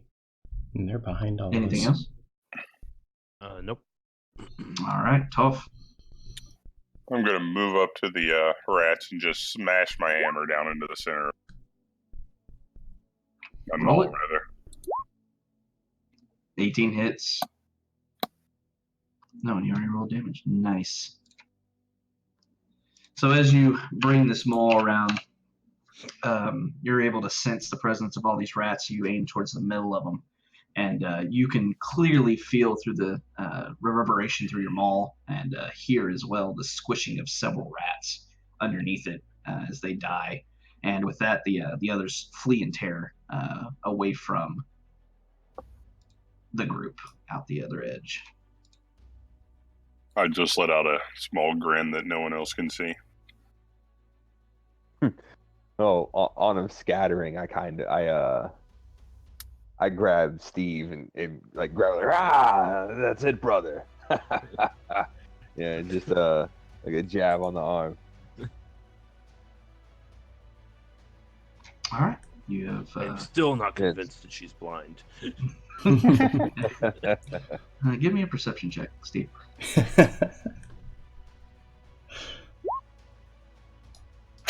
Nope, she's blind. No, she is. You think she has 20/20 vision? She's hiding something. Convinced. Yeah, I'm going to start moving past the charred remains towards the end of the tunnel and start manipulating this lock and getting it open. Ask her how many fingers you're holding up. Come over and just imagine you with. I imagine him sitting there looking like she's got to be able to see. He just walks up behind him like, try and get her to guess how many fingers. Just walk on back. Don't call. I'm not asking her. Alright, so what do you How many fingers am I holding up? Just hold them up. It's fine. She'll see them. If, I swear she can see. Toph, give me a perception.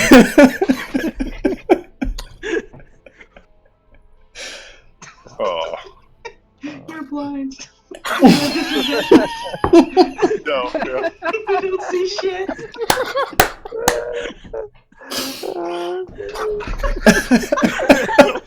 Just waving fingers in front of his face.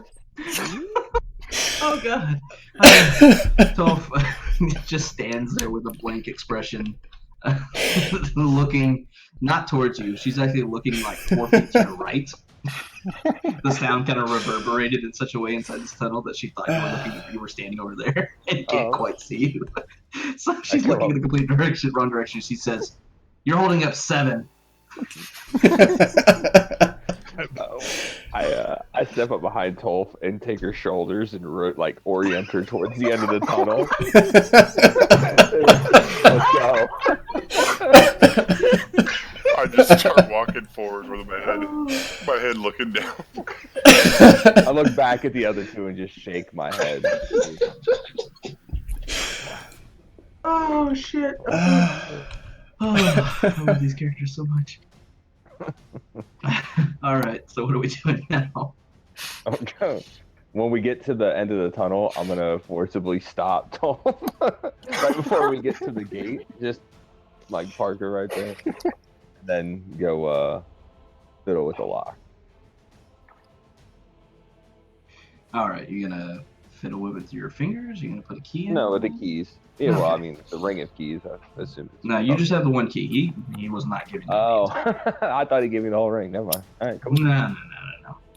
So you have the one key. So you put it into the lock, and much like the other one, it's actually very difficult to turn this key. It's rusted over and not been used in ages, and you're actually unable to turn it initially. Give me a dexterity check. Not a strength check. So you don't want a strength check? Dexterity. You're not trying to break the key. You're trying to unlock it. Or not trying to break the lock. You're trying to unlock it. All right. So it takes a little bit of time, but you're able to finally maneuver this key around, and it unwillingly turns finally, and the lock pops open, and the door is now under this gate in front of you leading outside that you can clearly see outside, a minimum distance, 15 feet or so, leading down to the stream below you, but the door is unlocked now. Kind of turn around. Should we go tell the governor that the tunnel's clear, or should we do some investigating on the outside? I believe he wanted us to make sure that the outside was clear. As well. They sent a blind girl on a scouting mission.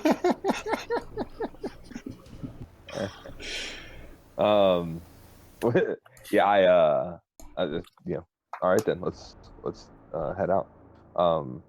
I'll step out and hold the door open for everyone else. Are you outside opening the door or inside?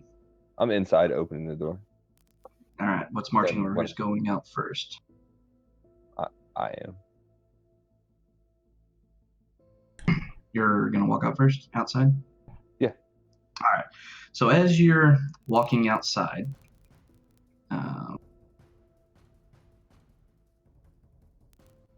I should have consulted with you guys when he started asking for confirmation a couple times. Like, yeah, no, it's fine. Where's it? No, I should probably not go first. So as you walk outside, Max, you see two of those dark-robed human figures, along with 6 kobolds. They're clearly searching up and down the river, what you assume looking for more people, but they have not looked in your direction quite yet. I just want to step back into the tunnel. They still don't see you.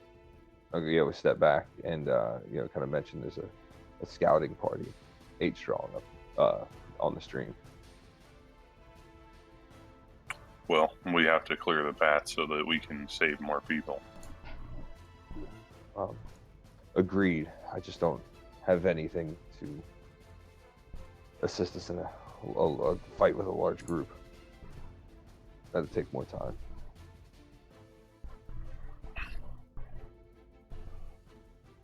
The way I typically run games, just something going forward. If something doesn't notice you, for whatever reason, whether or not you stealthed or you were in such a position like you are now, where they don't see you, they're not looking in that direction. Basically, if you choose to take combat, you will get a full surprise round. So everybody in the group will get to attack once, and then initiative will be rolled initially, but that's only just so I know turn order. But that is when the battle will actually start after you get your surprise round. Okay. Does anyone have anything that would help disperse or disable a large group? Yes. I've got a big sword. Let me go first. What can you do? What are your thoughts? Just stay 10 feet behind me. You'll know when to attack. That's a terrible plan. What is it you're planning to do so we can coordinate it properly?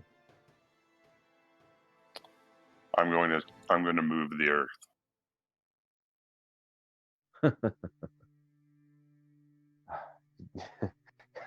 Could you be more specific? Yeah, they're getting away now.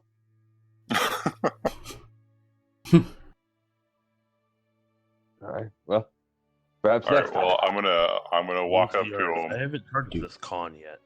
I'm gonna walk up to him and make them all do a dex saving throw.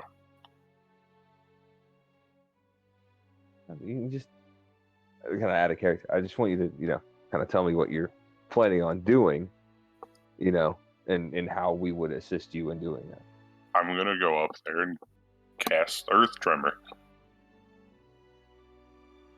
Okay. That's why I said stay 10 feet back. Yeah. Well, we wouldn't catch most of them, but we want to fight on solid ground as well, right? You can cast it where they're going and make a trap, so we would attack from one side and they can't escape. I don't think I could get around them. What's that? I mean, They have a hill on one side, a river to the other. Which way are you wanting me to attack them from? No, I'm saying like the thought is you put it behind them, and then No, you it can attack. radiates from me. Oh, it radiates from Yeah, you. I can't put it from behind them.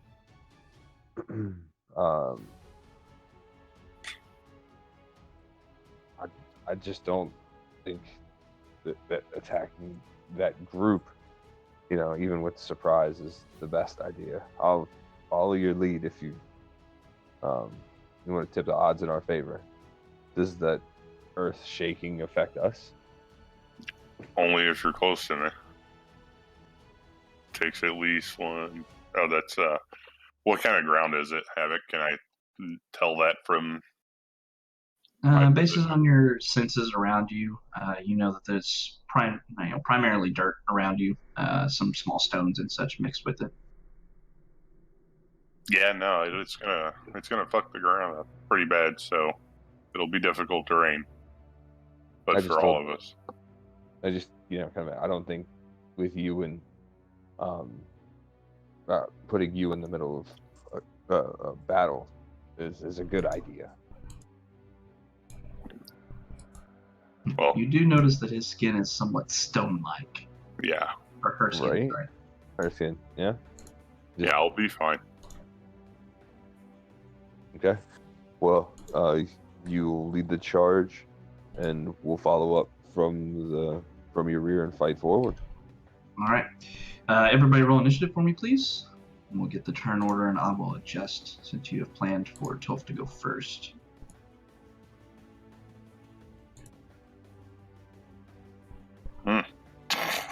Wow. We're Well, definitely those are gonna some interesting rolls. All Good right. thing we have a surprise round. a very good thing.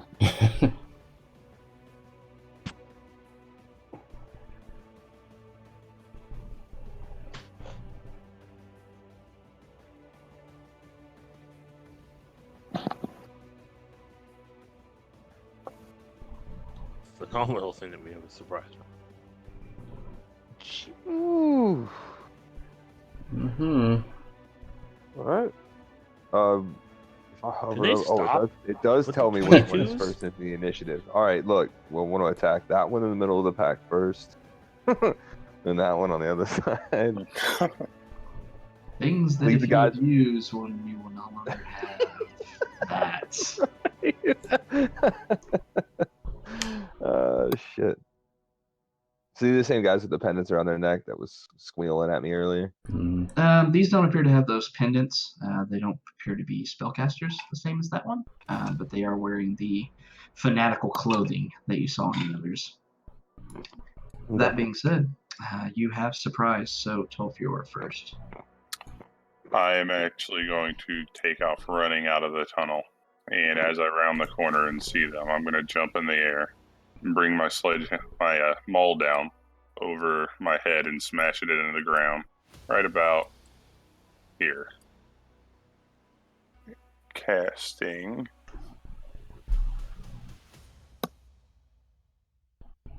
All right, so you're moving up here-ish, right? Yes. All right.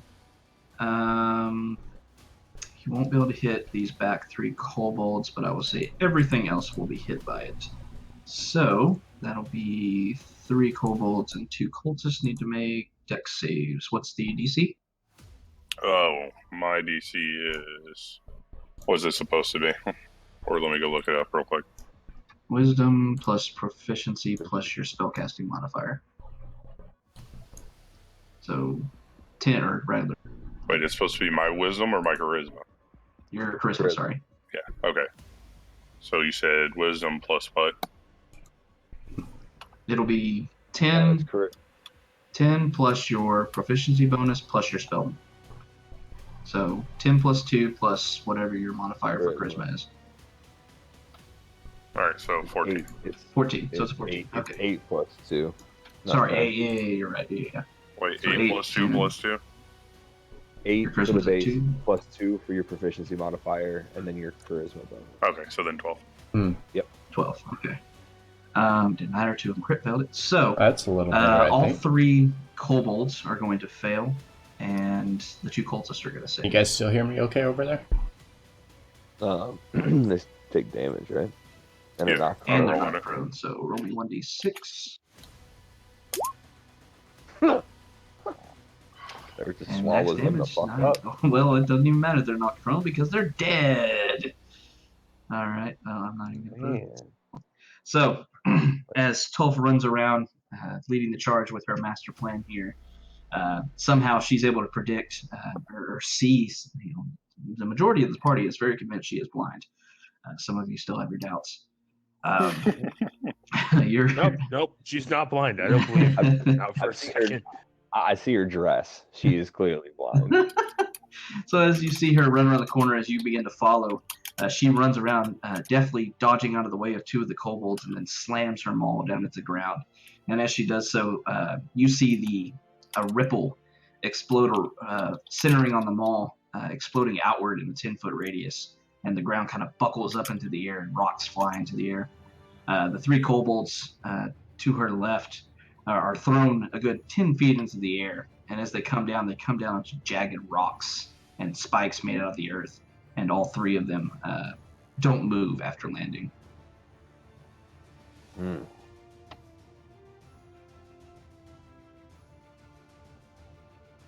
Would this be considered like loose earth and stone? Yeah, This it's now will- rough terrain. It just hinders Yeah. your movement to half. You will take an extra, basically your half movement when you're moving through it. So It 10-foot won't radius hinder me. right Sorry. Well, that's something. now. So, anything else in your surprise round, Toph? Nope, that'll end it. Steve. All right. Seeing our not blind Earth Mage or whatever the fuck she. Knock out 3. Almost simultaneously as when she lands, I run up to this cultist, attempt to bring my rapier through its neck, having learned that cross doesn't work as well. 20 Work hits. better. Nice. You're attacking the one right in front of you? Yes. Sneak it. No. I don't know if you get that yet. So as you, he doesn't need it. As you bring this rapier around, the ground is still kind of exploding and coming down from the sky after this large impact hit the ground. But you're able to definitely kind of jump around with your rogue-like reflexes and move forward up to this guy. And he's still recovering from the shaking under his feet. The ground didn't quite erupt as much around him, so he wasn't thrown into the air. But that being said, he was completely, unbalanced, and you bring the rapier up, piercing straight through his leather armor, and goes through his chest and into his heart. And you slowly bring the blade back out, and he collapses to the ground, unmoving.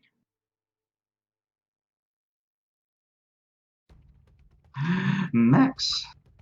Can I move through, like where Damien is around to this side, over here? You won't be able to reach all the way over there with your movement. You can move about 15 feet. The furthest you're going to get is to this northmost cultist. Okay, you know what? The furthest ones around away from you are about 45 feet away. I'm going to just move me where as far as I can make it up the stream. You're good there. Okay. And as I'm moving in that direction, I turn to the other cultist and scream at him, "You worthless cur, come this way!" and use vicious mockery. Nice. What is that, a wisdom saving throw? Yes. What's the DC on that? 14. He fails. So, D4. Roll me damage. Nice. All right. So as you come around and scream at this dude who's still recovering his feet, he immediately looks towards you, and as you insult him in such a way, completely drawing his attention, you see him visibly wilt away from you, frightened a bit. And he takes, kind of reaches his hand up and holds his head as he takes this psychic damage. And he doesn't feel very confident about his attacks going forward.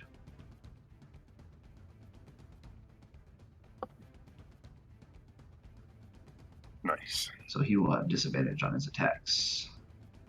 Oh, I like it's the end of it. It's next turn. Mm-hmm. So it's a surprise round. Oh, suck it. So that being said, good. unless you have anything else you're doing. Yeah, I think. Yeah, actually, I can still take a bonus action, can't I? Yeah. If you have something that gives you a bonus action. So yeah, as I step back, I'm gonna imagine like dragons, kind of growl, right, or some kind of noise that draconic. I want to basically like hum in draconic as I pass by Steve, as I give him the bardic inspiration. Nice. So Steve, you hear this melodic tune coming from behind you as Max crosses towards his intended target, and you feel slightly inspired for some reason from this. So you have a D6 for attack rolls, saving throws, and skill checks. All right. With that, the cultist is going to turn towards Toph, who just killed a bunch of his comrades and rushes forward to attack you with disadvantage. Not yet. I still haven't had my turn yet. One more. Yeah, surprise round. Oh, yeah, sorry. Yeah, y'all are absolutely right. But that's fine, because I'm going to have to burn my action just to move, and I'm going to move to get into position here. And that'll be my turn. Alright, that being said... Shit. Too many. There you go. 20. Look at them 20s, though. Hopefully those are the ones you killed. One of them is. Two of them are. Alright, so we got that fixed. So, this kobold in the center here in the back is going to raise a sling and launch it at Stone Skull. Ooh, and he crits.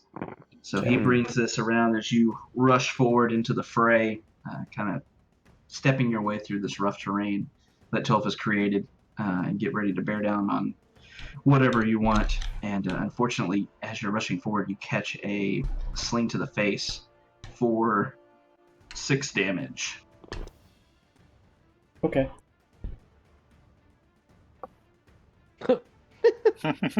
Sure. That works.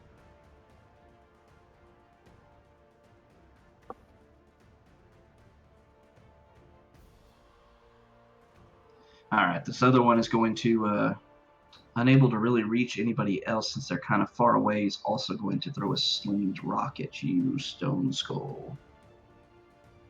Does a 20 hit? It does. So he brings it around and launches another one at you. You're getting pelted by rocks right now for another 4 damage. Okay, and I'm going to use Stone's Endurance.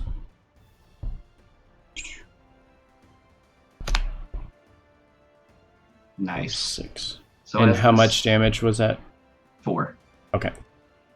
So as this rock flies towards you and strikes you against the shoulder, everybody else can kind of recognize that was a pretty hard throw and should have been knocking you back a little bit. But almost like seemingly you're made of stone, you refuse to move, and the rock just breaks on impact as it hits your skin. Back to Toph. I look at Stone Skull, I'm just like, yeah. And with that, I just bring my maul down on this cultist's head. An 8 does not hit, unfortunately. Too busy congratulating him. Cheering for the guy that you couldn't see. So unfortunately, as you're celebrating your teammates' accomplishments, you misstep and almost trip, but you're able to try to bring your maul around, but you miss, unfortunately. Steve. Because your eyes don't. Fine. Maybe she is blind. Alright, I'm gonna step over this cultist. And introduce this cultist to my rapier as well. Do it. Oh, yeah, you did. Needless to say, that hits. Oh, yeah. So this cultist who was just screamed at by Max is visibly wilted from this psychic attack on him. Is still very focused on Max and kind of looking at him very unnervingly. And you bring the rapier around, and as he turns at the last possible second to look at you, you drive the rapier straight through his eye and into his brain. And with a quick flourish, you twist the blade around, seemingly to mix up whatever's on the inside of that skull, and he drops to the ground like a rock. Oh, you need to clean that. I mean, Shit. that looks like an ambush, my friends. Alright. And when he drops off my sword, I'm gonna kind of like point it at this kobold to let him know that I'm coming for him. Okay, he is not happy about that. Max, you're up. He really shouldn't have been looking at looking at Steve over there. He should have been paying attention to me. Because I'm gonna come up here and slash his ass. Same thing, longsword comes unsheathed. And I take a big a big arcing overhand swing. With two hands? Yeah. So I'm gonna use two hands unless I state otherwise, I guess. Okay, gotcha. All right, yeah, 21 hits for show. Sad. And... really don't need... There we go. Yeah, that's actually plenty. So you bring it around, and you don't quite cleave this thing in two or anything completely brutal, but you are able to bring it down, and you feel a crunching beneath your blade as you hit him across the head with it and shatter his skull. As I like knock them to the ground, it's the one step on their chest and start moving, up over it to the next one. In one, like I want it to be like one fluid motion, like I was just discarding a piece of trash in front of me. Noted. All right, Stone Skull. All right, he's going to attack the one directly in front of him. Roll up. Do what he does best. Oh yeah, that hits. Mm. Oh yeah, you killed him. Give me some flavor on this one. All right, so seeing all the action and not being able to participate until just now, he's got a little pent-up frustration. So as he's swiping, he takes the great sword and swipes through, just like the images I have for him, where it just cleaves right through between his neck and his shoulder, and just slices all the way down. And as it hits the spine, he stops and looks dead in the kobold's eyes and kind of smirks as he pushes it off the sword. And glazed over dead eyes stare back at you as it falls to the ground, unmoving. You done messed up. You done messed up. This last kobold is not super happy about its situation. It is just far enough away from you to take off running. Not am I close enough? No, you aren't quite close enough for attacks of opportunity. So it takes off running to the north. And that's about as far as it's able to get. How far is that from me? About 50 feet. Yeah, okay. Toph, you're up.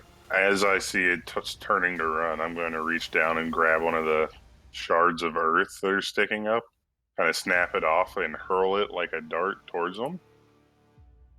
14 hits. Just because this last guy, we'll give you 5 damage on that. So it can die. So as Toph sees, air quotes, this creature running away, she reaches down and scoops up almost, it looks like rock to everybody else in the party, but as she touches it, it kind of molds into a clay-like matter and then reforms into a spike, and she hurls it forward with almost superhuman speed, and it catches this thing in the back, and it falls over and does not continue to move afterwards. All right. I would hate to try and run away from you. I just look at them and then kind of hold my hands out to the destruction of Earth around. I just want to go on record by noting how fucking picturesque I feel like that kind of looked. Right? Like just explosion of Earth, and then we're just up in their business. Just like, what's up? Maybe just going through like stab, oh. Like just running through, like exploding dirt, just stabbing people in the face.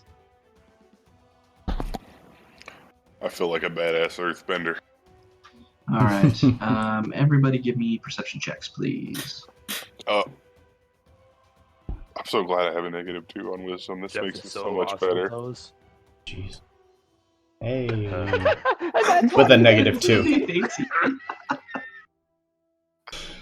So everybody else, as you look around, except for Toph, you see in the distance, some.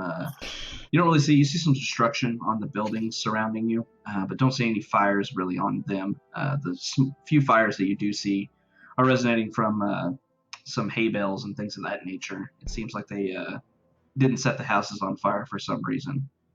Zoom Toph, out. as you reach your senses out to the surrounding area, you're unable to feel any other enemy presences around you. No footsteps or anything of that nature in the immediate area surrounding this tunnel.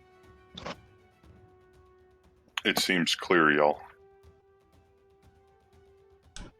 I Says told the you blind she chick. could see.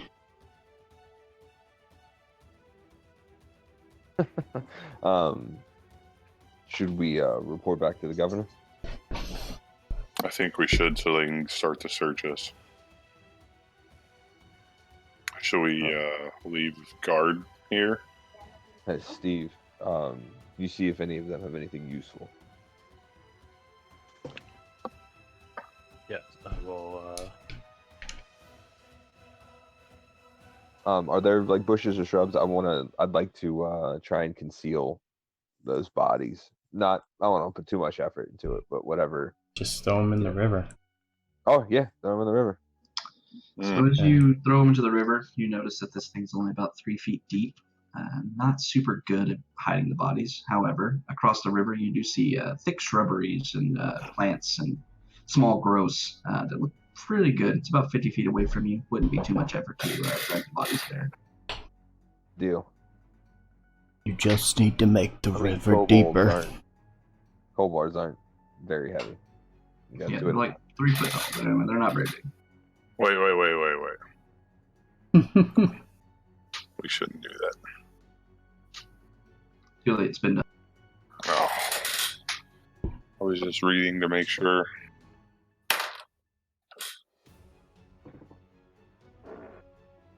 By whatever means necessary you choose, you're able to hide the bodies. Before doing so, you go through and loot them. The kobolds only have a few daggers on them, as well as some rocks and some pouches that they use with their slings. On the cultist bodies, you find 2 scimitars, if you choose to take those if you want. You also find on the first one 30 pieces of gold, and the second one 10 pieces of gold. All right. I will also take this.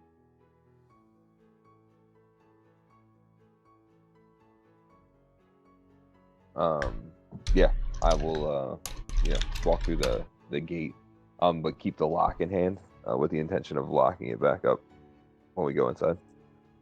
Alrighty.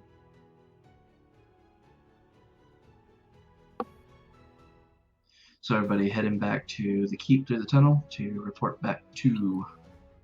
Should we leave a guard?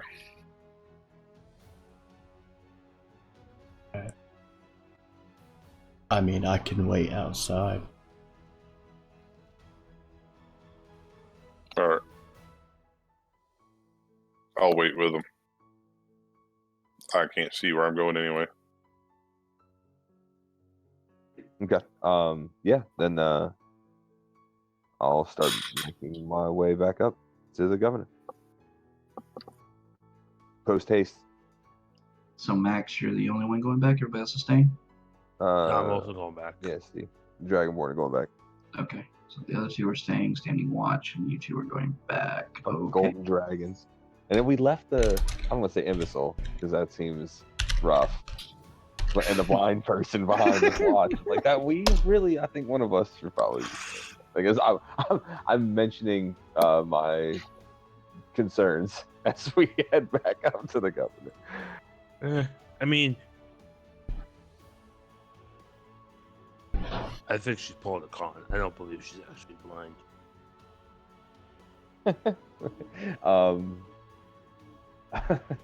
Never mind. I was like, I wonder if I can persuade you that you are correct. Like if I can really, I just want to talk you into believing that it's a con. But that's convoluted. No, yeah. So just go back up to the governor, I guess. Just kind of chuckle and kind of double time it up the tunnel. Tolf, do you think they're really brothers? I don't know. I can't see them. Do they look alike? I think so. They're both dragons. Wait, we're walking around with a bunch of dragons? When a dragon just attacked this city and everyone seems to be okay with this? Not to alarm you, but not the same kind of dragon. Oh, okay. Well, I don't know. They could be brothers. Oh, okay. Alrighty, while that lovely discourse is going on, the blind leading the blind, as it were. Max and Steve, you make it back into the keep without running into anything else. You have thoroughly cleared out the tunnel. You're fairly sure it's a good way to get people in and out, if that is the intention. You do see the governor once again over towards the stairs on the west wall. Go approach him and address him. Governor, the tunnels are clear. We've posted watch and cleared the vicinity. So you should be free. Your people should be free to move about. He turns to address you and nods his head and slaps you both on the shoulder and says, very good, very good. Thank you so much for what you've done. He turns, you see Castellan Escobar off a few feet away and everything, and he yells at him and addresses for him to round up a few soldiers to venture out to look around for survivors and possibly get them back through the tunnels. So you have secured a route to do so by doing that. That being said, I need perception checks from you two, Max and Steve. Oh, not me. That's good. Our eyes actually work. I'm so glad I didn't go. So as the governor is talking to Escobar, you hear a crunching sound and look back over towards the gates, and you see some enemies are pushing their way through it, and chaos is ensuing over near the gates as you are speaking.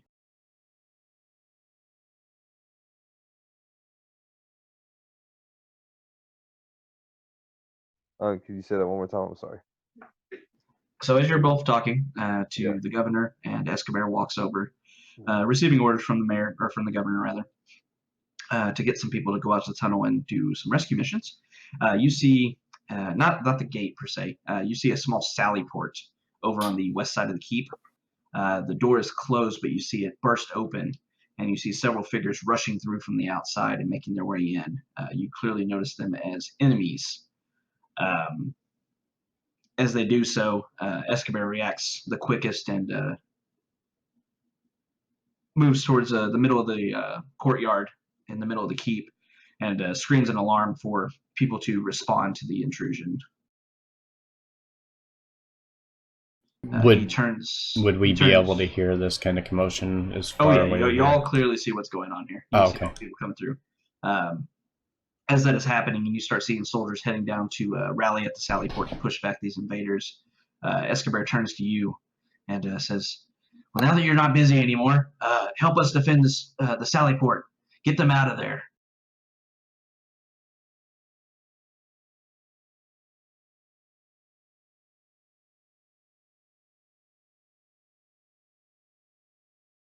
What do you want to do?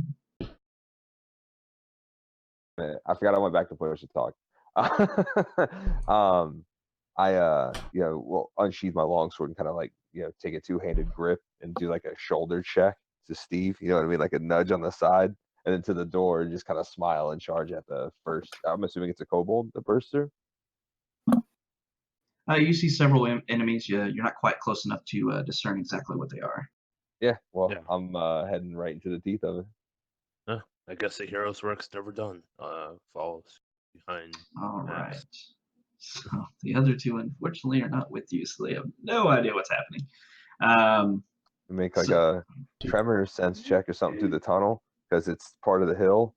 Maybe people running or something. We'll see what happens. Both of you, other two, Toph and Stone Skull. Stone Skull, That's so give hard to me remember, right? perception checks. I don't know why. It just is. I keep wanting to say Stone Nick. Both of y'all give me perception checks. That's fantastic. Classic.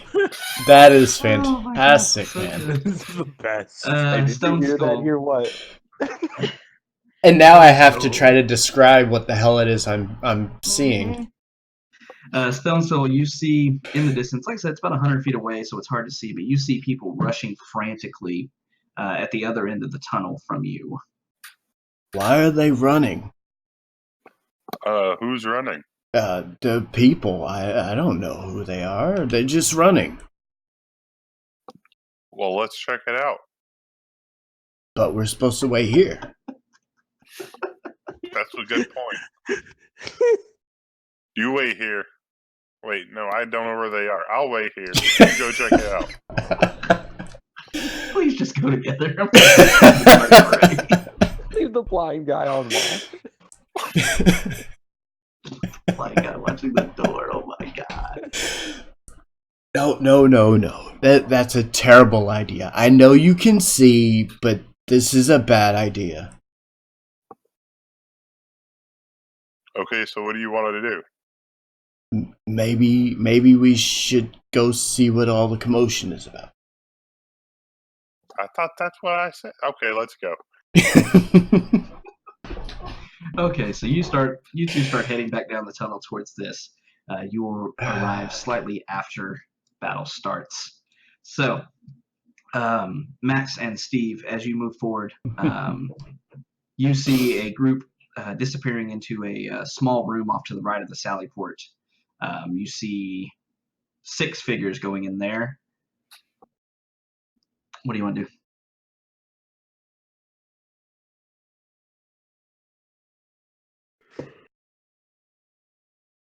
Ow. Man, push to talk. Push to talk. Yeah, the if a group busts off and turn back, like we have to clear it. We have to make sure there's no more intruders. And as I'm hustling around the corner into the room.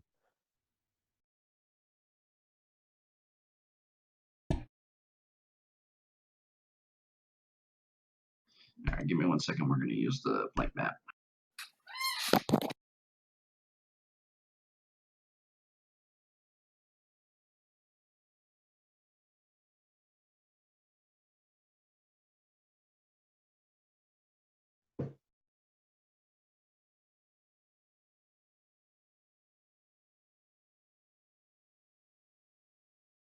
Wait, I have an idea.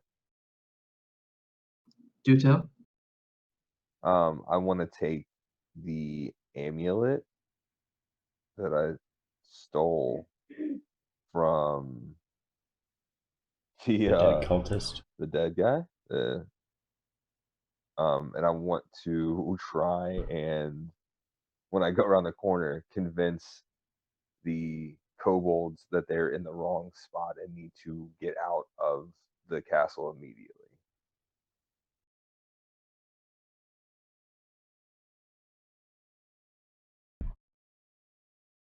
I want to try and convince them that they're attacking the wrong spot in the retreat. Okay, so as you two rush to meet these invaders who have gone into this small room next to the Sally Port, as you enter into it, you see that this looks like a rallying station that's used in case the Sally Port is breached, but nobody was there. So you see 4 kobolds. It looks like another one of the people able to cast spells, and some kind of new creature crawling on all 4s that you haven't seen up to this point. How are you trying to convince these people to do things? I'm gonna come in and scream in Draconic. You fools! You breached the wrong portion. Give me a persuasion check. I'm supposed to be good at those. Did I mention I was gonna take that pendant and tie it around my neck? Yeah, sure. Hmm? Do it with advantage. All right. What is? You want me to do persuasion? Yeah. Ooh. Okay. All right. So as you enter the room, um, clearly having this pendant around your neck that the acolyte that you can see off to the left of the group is also wearing. He kind of looks at you quizzically as you enter the room with the other dragonborn, listens to what you said and says, we were ordered to breach the Sally Port and come in and... Can I interrupt them? Yeah. Yeah, it just as soon as he starts speaking, he's like, I won't stand for your insolence. You turn march, and just point towards the door the way they came in. Give me an intimidation check. Ooh. Ugh. Wow. This guy visibly recoils from you and immediately turns around to the rest of his group that he let in and begins barking orders at them to leave and head back out the Sally Port. As they're doing it, I'm gonna give them direction, telling them to rally back at the base camp. All right. Okay, cool. So he nods, yes, sir, yes, sir, yes, sir, and takes off running, the rest of them following, and they head out of the room and out of the Sally Port and out of the keep. So you have emptied this room. The door is still damaged. It was broken open. Looks like it could be fixed maybe if somebody had the mending spell, but otherwise you may need to seek out someone to help fix the door. So we're at the Sollyport. Like they're out, they're gone. Yeah, they left and took off running. They yeah, nailed it. That guy was terrified of you. Wow. 2 19s in a row. Pat Max on the back. Ah, brother. I see you are also silver-tongued. Yeah. Just sit there and kind of turn and like pull the pendant off my neck. I wasn't sure that was gonna work. I thought we might have gotten ourselves a little too far in over our head there. As they're running away and you're kind of walking back out of the room, looking at the Sally Port, that is the point where Toff and Stone Skull show up to the group. What's going on here? Can you help mend this door, put this door back together, block it up better than it was before? I kind of use the wall to guide myself to the hole and kind of fill on the bars. Yeah, I think I might be able to. She was walking fine earlier.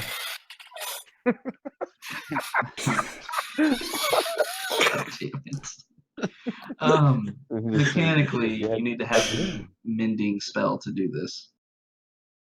Do you have the mending spell? Yep. Mending cantrip. Nice. All right, cool. So you're able to feel across this door with your hands, as you can't see, and survey the damage. You're able to sense that. 1 second.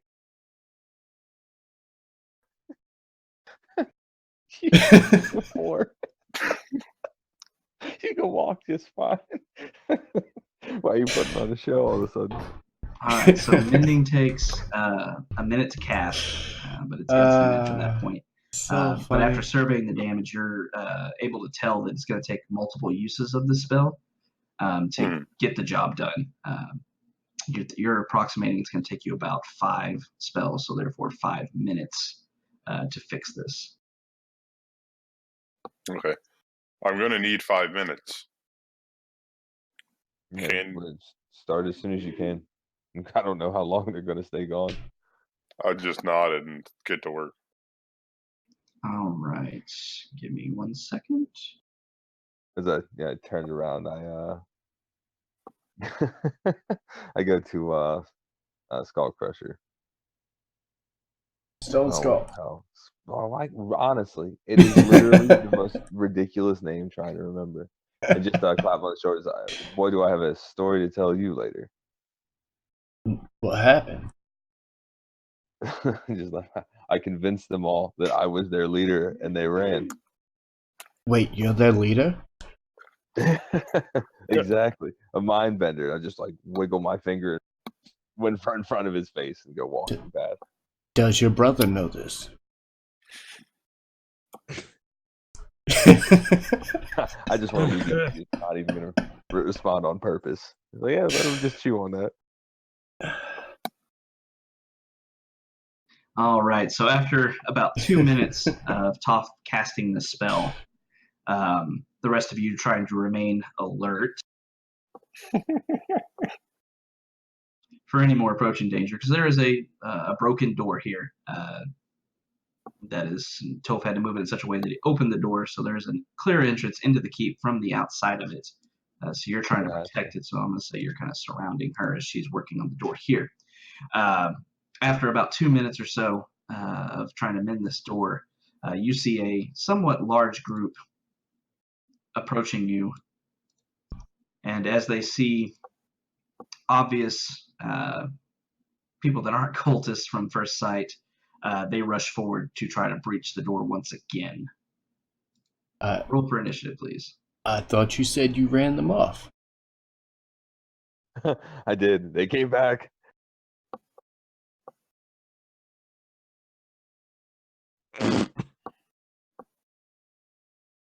Hey.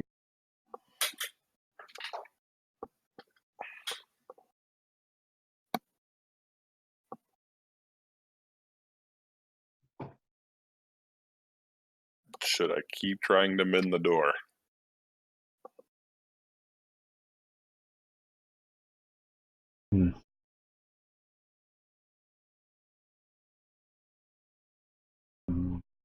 Nobody got anything for him?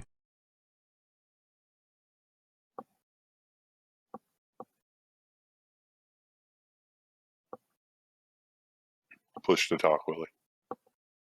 Wait, what now? Sorry. Should I keep trying to mend the door? Y'all got this? I mean, is it like you have to do it for 5 continuous minutes, or she can pick up where she left off? Or can you? That's a good question. I mean, if you continue to try to mend this and we go into combat, you're basically going to either stop or you're going to be out of combat for the whole round. Pretty much. No, it takes a minute to cast. Yeah. Right. It's 10 rounds. Right. Yeah. But 10 rounds is only a minute. And we haven't had a fight yet that's lasted 10 rounds. Right. I mean, and what are the odds of doors gonna stay good in combat? Yeah, we'll just pick up. Open it and pick up afterwards. All right. That being said, this group is approaching the Sally Port here. I'm assuming, Toph, you're going to stop mending now? Yeah. All right. So you've gotten through 2 mendings here out of the 5 required. They're rushing forward to fight. Stone Skull, you are the first to react. Okay. I'm guessing the doorway is directly in front of us here. Yeah, and it's larger than it's a very large door. It takes 5 minutes to fix it. So. And the doors are mostly closed, so they're going to try to push through.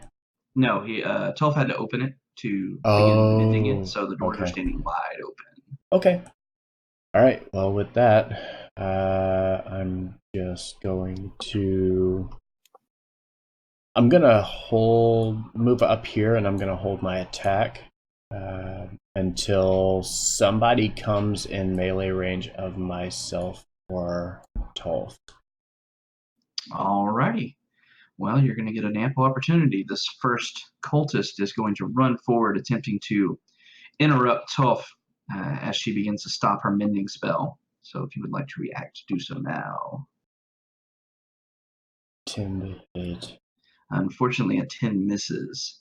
So as you wait for this one to come up, it rushes forward, but it's moving too quickly for you to make contact with your greatsword. But it is going to bring a scimitar around at Toph. Does a 7 hit. No.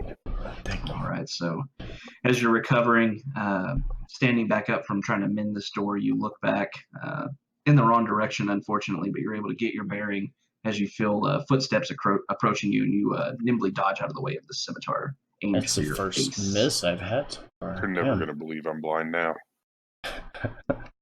This first kobold is going to take No, one I'm step not. forward and ready his sling and shoot it towards Stone Skull.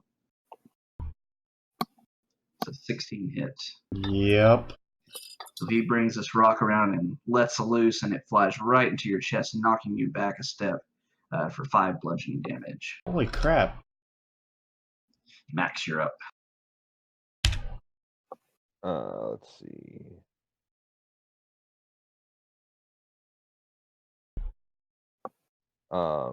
I start whistling in a low rhythmic just kind of chant. I was gonna, you know what? I almost started in the Kill Bill music. You know what? That's what I'm going to think about. The Kill Bill whistle. And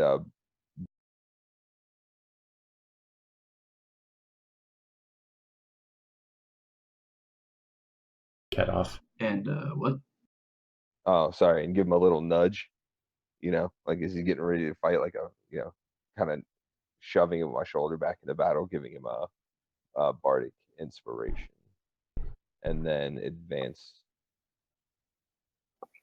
forward. Who are you giving that to? You. Oh, okay. Okay. Yeah. Sorry. And then I can't move my token for whatever reason. There we go. I want to move up and attack this kobold with my longsword. All right, roll. Yeah, that hits. All right, so as you whistle a tune in the direction of Stone Skull here, you walk forward nimbly, charging up to this kobold and bring your greatsword down and slashing right through it, cleaving it almost in two, and it falls to the ground with its sling still in hand.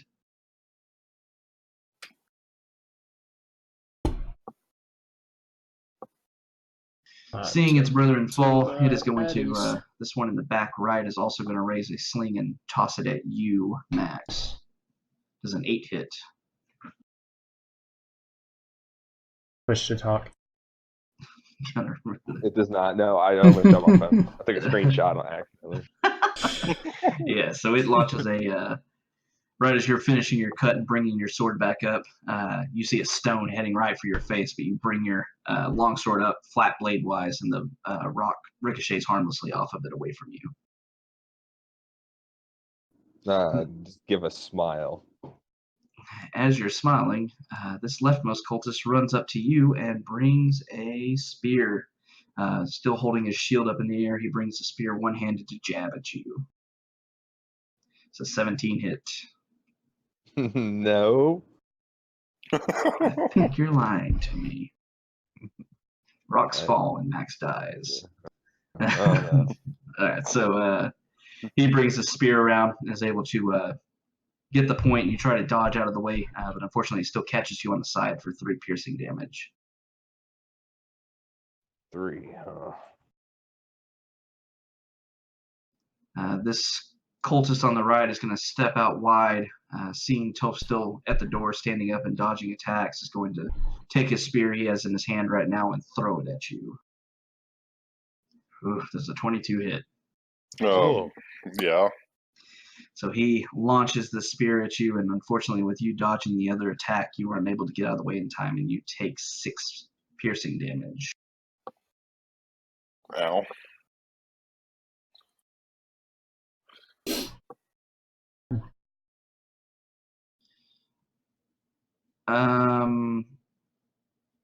Gain 6 health back. I have my character sheets backed up. They don't have spears. They have scimitars. The guard has spears. Okay. I will more than accept that. Yeah, that is my fault, so that is not going to happen. So we're going to redo that. Going back to his turn, he is going to instead move forward and attack you with a scimitar.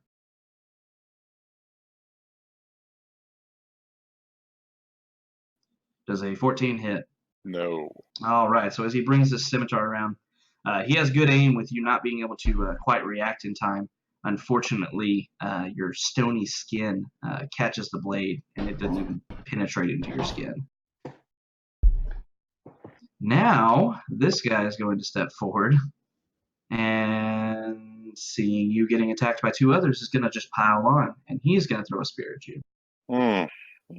And he rolled a 7, so he is going to throw it. But with you absorbing the impact of that scimitar, you're able to look up and feel him lunging forward to throw something at you, and you sidestep into the correct direction, and it slides by you. Yeah, no, listen, the blind guy doesn't get to dodge missiles. That's not how that works. He's meshed Matrix. somehow. That being said, Tolf, it's your turn. As I'm coming out of that dodge, I swing my maul wide, attempting to hit them. Wait, so can you see or can you not see? I can't see. As she's missing with her maul. It's a very convincing act. I'm blind. I'm blind, dodging all the attacks and missing everything that they do. All right, Steve, you're up. All right. Well, one that's so pleasantly in front of me. I didn't get attack of opportunity when you came up to hit Toth, did Nope, I? he has to leave your threat range to get that. All right, that's okay. Anyway, I'm going to introduce him to my rapier, Do it. preferably in the throat area. Oh, yeah. That looks like a throaty number. Oh, yeah, that is a complete throaty number. So you bring the rapier around as he brings a scimitar around to hit Toph, and it ricochets off of Toph's somewhat hard skin, stony skin. And you bring it as he's turning around and has an instant to see your rapier coming for his throat and tries to dodge out of the way. So you hit a little bit off center, but it is more than enough to stab through his trachea and kill him instantly. He falls to the ground. Yeah, get him, throat stabber. Man, imagine like a big dragon dude, just grab him by his head, just drive his pincushion. Sink. All right, this dude is going to walk out here. It's almost like he's going to do that. And launch a sling at you, Steve. It's Steve 7 down hit. here. No. So as he rounds up this rock to throw it at you, you see it coming from a mile away, and as you pull your rapier out from this cultist, you lean back away from the missile and dodge it. Am I the only one that moved when you were describing that? Like lean back away from it? Yeah, you were the only one. So this kobold up at the top is going to rush down over the top of his fallen comrade's body and take a shot at you, Max, with a dagger. Does an 8 hit? It does not.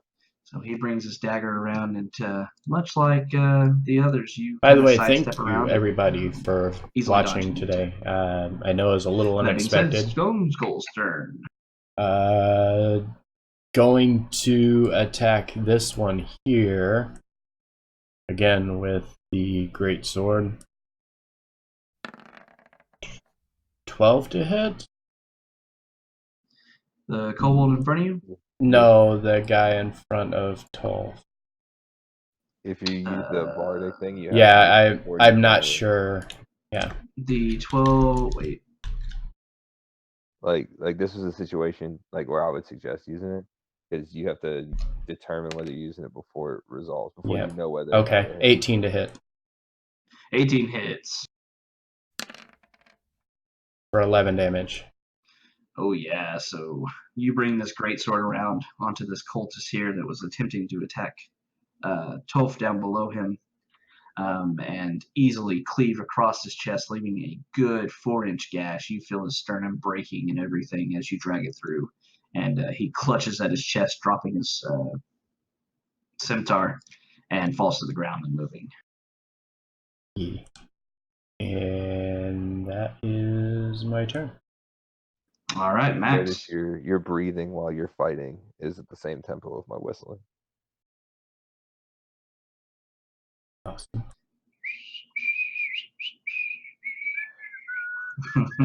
That's just going on in the background, and you're like, yeah, just dancing around the music. Right. All right, Max, your turn. Anyways, so as I was saying, thank you guys for watching tonight. Little unexpected, last minute stream here. Kind of put together So yeah, no, mid-morning. I was looking at my sheet. I want to look But yeah, at this I think cultist in this front of is me going to be our group that will be heading in for and just, our like, second poke my arms D&D out campaign wide. here on You dare to challenge Forgebreaker, me? starting at the first of the year.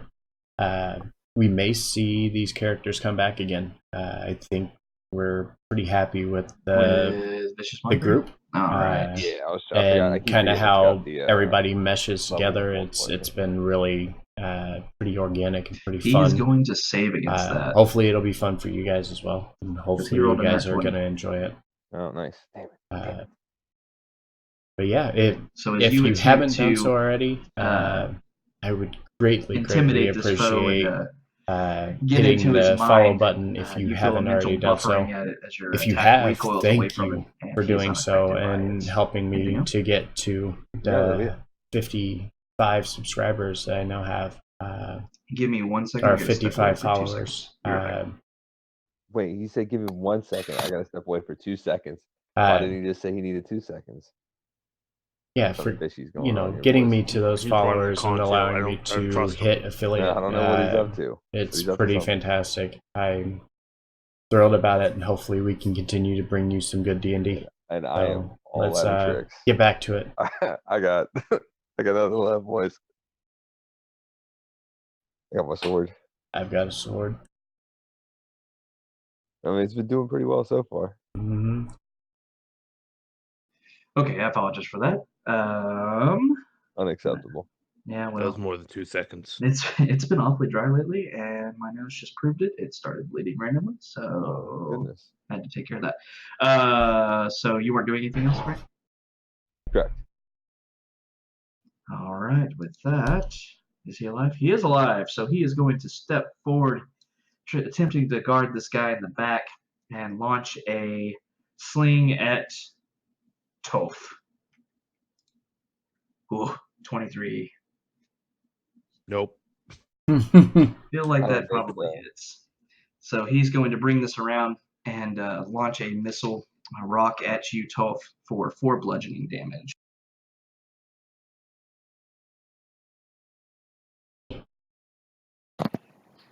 What happened? 4 damage. You got hit for 4 damage. Oh. Well, that sucks. Yeah. All right. Is he alive? Yeah, he is. All right. So this cultist in front of you, Max, is going to bring his scimitar around to attempt to hit you. Yeah, I imagine I put my arms out wide in an attempt to really sell it, and it didn't work. So as you're beginning to spread your arms out wide, he brings a scimitar around, and somehow with your motion of doing that and sucking in your stomach, you actually dodge the attack, and the scimitar does not meet home. Thank goodness. All right. So with all this going on, this guy in the back is going to rush forward with his spear onto the body of this fallen kobold, and he's going to attempt to hit you with the spear one-handed, Max. This is 11 a hit. No, it is not. All right. So as he brings the spear around, you're kind of surprised at yourself for being able to dodge that scimitar accidentally, And you see him coming, and you're able to sidestep around and turn your body, and the spirit slides past you. Toph, you're up. I imagine it's like Captain Sparrow. You're like, oh shit, just like accidentally turning, but it just happens to work. Like, oh shit, okay, that works. I am throwing an earth bolt at this kobold. All right, so unfortunately that misses. So as you gather up some of this dirt around the sally port and launch it, the kobold sees it coming and is able to duck its head just in time to dodge it. Man, I'm not winning on the rolls. Anything else? Yeah, couple. Nope, that's it. Steve. All right. The dude that's hiding in the kobold. Here. Also gonna hide in the cultist. Yeah. Yes, him.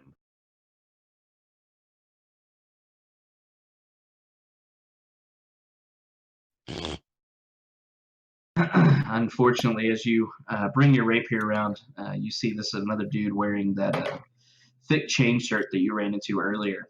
And as you bring it up, it stops dead on the chain shirt and does no damage to him. Anything else? Nope. All right. Well, this one, seeing you run, is going to launch a sling at your back, Steve. Steve Does a the 14 dragon. hit? Stephen Mac Just hit. dragon. All right. So as you sprint forward and attempt to attack this guy with a rapier, as you're bringing your thrust back away from him, you're struck in the back for 3 bludgeoning damage as this kobold gets a lucky shot on you. Ugh. This rock slinging shit has got to go. All right. Well, this poor kobold is completely surrounded. So after having a rapier fly by his face at the dude to his north, he's going to turn to you, Steve, and attack you with a dagger. Ooh, and he rolled a 19, so he's going to bring it around and stab at you with it, and it cuts you across the chest. A light wound, not terrible, but it still hurts and hits you for 4 piercing. Sorry about covering that.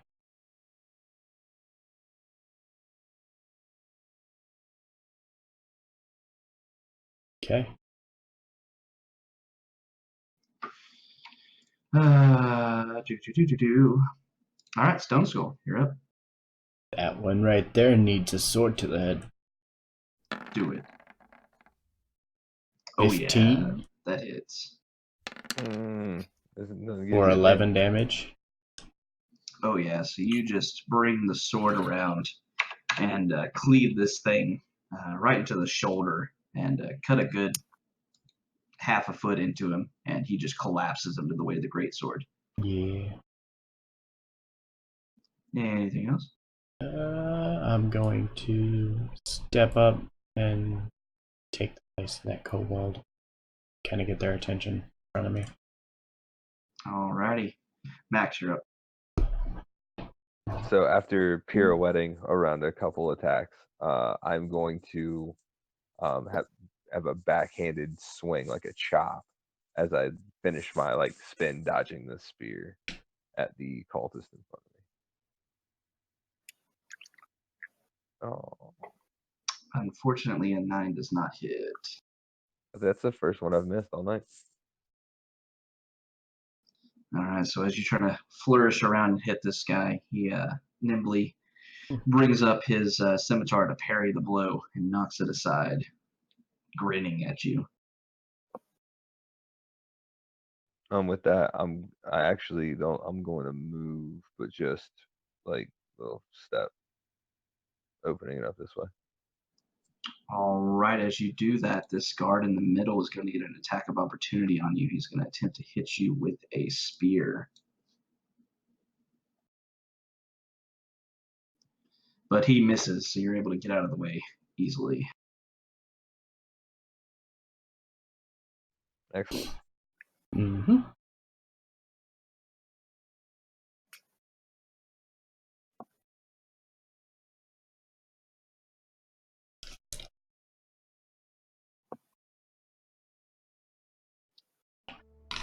Okay, had to fix that. Sorry. So this kobold in the back is going to launch a rock at Steve, Please, dear God. and he misses epically. So this rock actually flies out backwards behind him. He did not have a good grasp on it inside of his sling. It doesn't even come close. Didn't have a good grasp on how a sling works right then. Yeah, definitely not. So this guy just really wants to have some fun with Max, so he is going to swing his scimitar at you. Swing it. And he rolls Connect. a 20, so he's going to hit with it. So he brings the scimitar around as you're kind of casually sidestepping around, dodging the attack of the guy to his east. Unfortunately, he does connect with you, slicing into your arm slightly for a whole 2 slashing damage. All 2. That sucks. 2 damage is 2 damage. This guard though. is upset with Steve now because he just tried to hit him with a rapier, so he's going to bring the spear around at you, Steve. If he could not, that would be great. He rolled a 17, so he is going to connect with you. Oh, here it goes. What's your health at right now? Full. If you could roll like not more than 2, So he is going to bring this spear around to connect with you. And as he does, it kind of digs into your shoulder and then he twists it. And as he does so, the pain overwhelms you because he hits you for 5 damage. Holy You cow. are unconscious. And you fall to the ground, prone. gurgle, gurgle, gurgle, gurgle. All right, Toph, you're up. Right. I am going to step over Steve here Totally not blind. and take a swing at this guy. You can't stop on top of him. Oh yeah, because he's only unconscious. Yeah. All right, Yeah. I'll move right here. All right, and you're going after the guy to your left? Yeah. Oh, yeah, that's going to hit. All right, so as you hear your comrade falling to the ground, you jump over his body and then move up next to him, swinging your maul in this fluid motion, and you bring it against his chest, and he grunts in pain, staggers back slightly, taking 8 damage. He is still standing, but he is not looking good. Yeah, he's got some broken ribs. Yeah, he does. Anything else? Nope. All right, Steve, I need a death saving throw from you, please.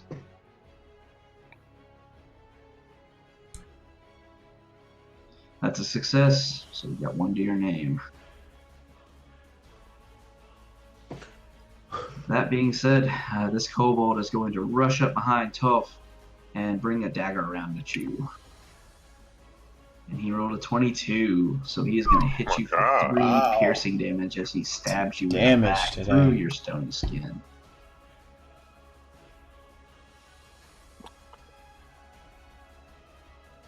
I don't even know why I have an AC.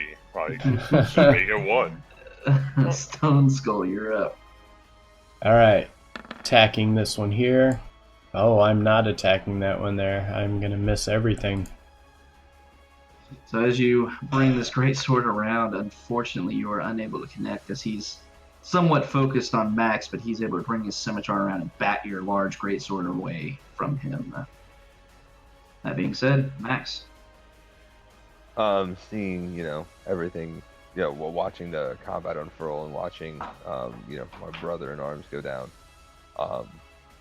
I'm going to step in and drive the point of my sword right towards the chest of the cultist in front of me.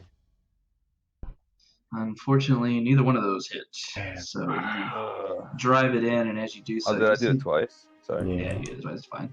The You see this rolls guy are seems to be killing pretty us. good at parrying moves, if nothing else. And he knocks your longsword aside with his own scimitar. We have a nice little duel going on. So All of seeing them this go great sword before I flying go around, this again. kobold up to the northeast is going to ready his sling once again and throw it towards you, Stone Skull. Okay. And does a 10 hit? Does not. All right, so the shot goes wide as you're battling amongst the other two here, and you're able to, on purpose or not, you were able to dodge it. All right. All right, this other cultist, just batting blows away, is going to take another shot at Max Bring it. with his scimitar. Does an 8 hit? Nope. So Finally. much like Finally, rolls are this going our cultist was way. doing I with the rip his head. scimitar, yeah, you turn around and just riposte and just knock it away. Good little sword duel going on here. I do like Unfortunately, it. this dude is bringing in a spear to it and is going to go after Stone Skull. And he rolled a 21, so he's Yep. going to bring it around and hit you, connecting with your undamaged shoulder, and hit you for 4 piercing damage. Okay. This dude is not a joke. This dude knows Yeah, his spear. Knows how to use it. Toph, you're up. 1 second, I'm just looking up one thing real quick. Gurgle. Gurgle, gurgle. Hey, calm your gurgling over there, all right? Alright. Can you gurgle somewhere else? We're trying to fight here. Yeah, Gurgle. exactly. Just inconsiderate is what it is. Only We're thinking just about gonna yourself. continue beating on this guy with this hammer. No, we're not. Oh my god, none of us can hit him. Nothing. We just lost Willie.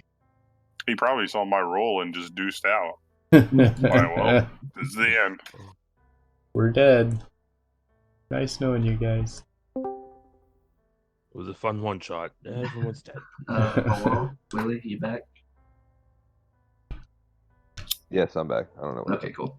All right, so as you bring your maul around Toph, unfortunately, as he recovers from this spear thrust at Stone Skull, he's able to lean back in such a way that your maul misses wide. Steve, I need another death saving throw.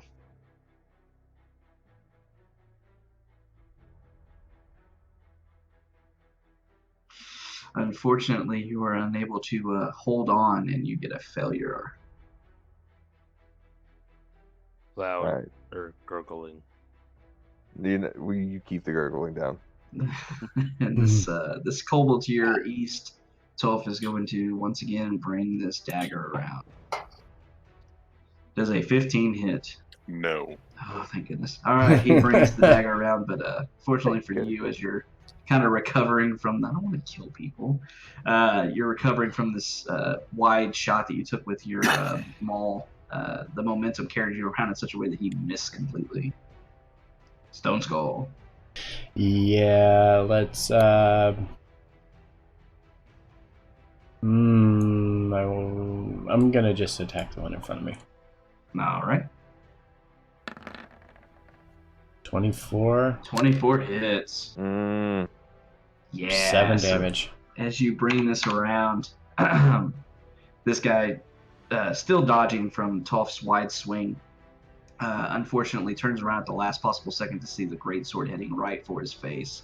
And you just bypass all of his armor, his shield, and go straight into his face with the greatsword and cleave it and crush it in. And he falls to the ground. Yay. I killed one. Max. Gurgle. Nah, I mean that's got to be inspiration right there. Watching that spear guy go down. Hopefully it distracted his boy.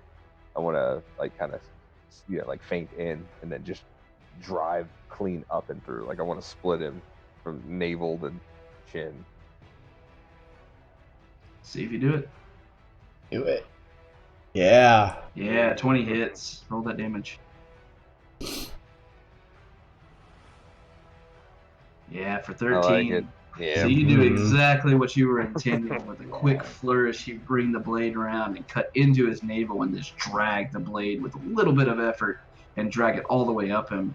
And he has a very shocked expression on his face, and the scimitar falls out of his hand, and he falls backwards onto his back and does not move. That's what I'm talking about. This kobold, seeing everything just going south for everyone, is going to turn and run. Toph, will get an attack of opportunity on him to the northeast. Oh, you know what's coming. 12 hits. Yeah. So as this kobold turns to run, you're able to sense its feet turning around and moving forward. And you take one firm step forward and bring them all down and catch it right on the back of the neck, cracking its spine. It falls forward, unmoving.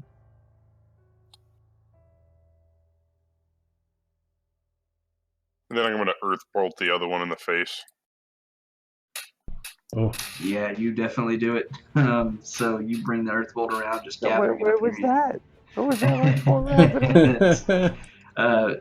Just point blank this sucker right in the face and hit him, and he falls back unmoving as well. Whew, that was close. Yeah, very close. I'm gonna rush over, see, slide to the ground and see if there's anything I can do to patch his wounds. I'm going to immediately go back to mending the door. All right, so as this battle kind of subsides, you see other troops coming up behind you to help guard the sally port. You see another group of kobolds and some cultists coming up, but seeing the numbers that are now at your back, they turn around and decide that is not a fight they want to take. A couple healers come up as well, and as you kind of drag Steve's body away, they're able to patch his wounds, and a cleric even comes over and heals him up, as well as taking care of the rest of your injuries. It's like, it's good to see you, Father. He's like, it's been a long night. So I have one more thing we can do. If you want to run a little bit over. I got If time. not, we can stop now. Go. Yeah. Everybody down, Damien? Yeah, I'm done. All right, cool. Heal back up to full, and we will move on. And level we- up. Okay. Yeah. Right. You will.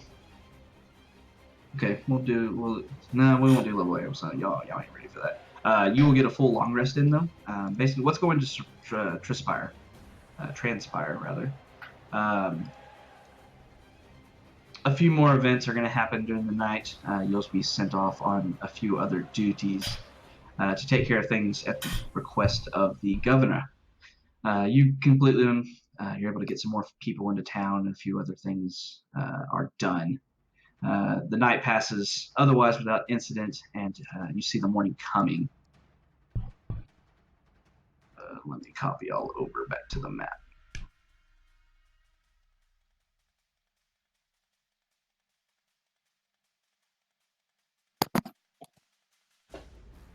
See where we go.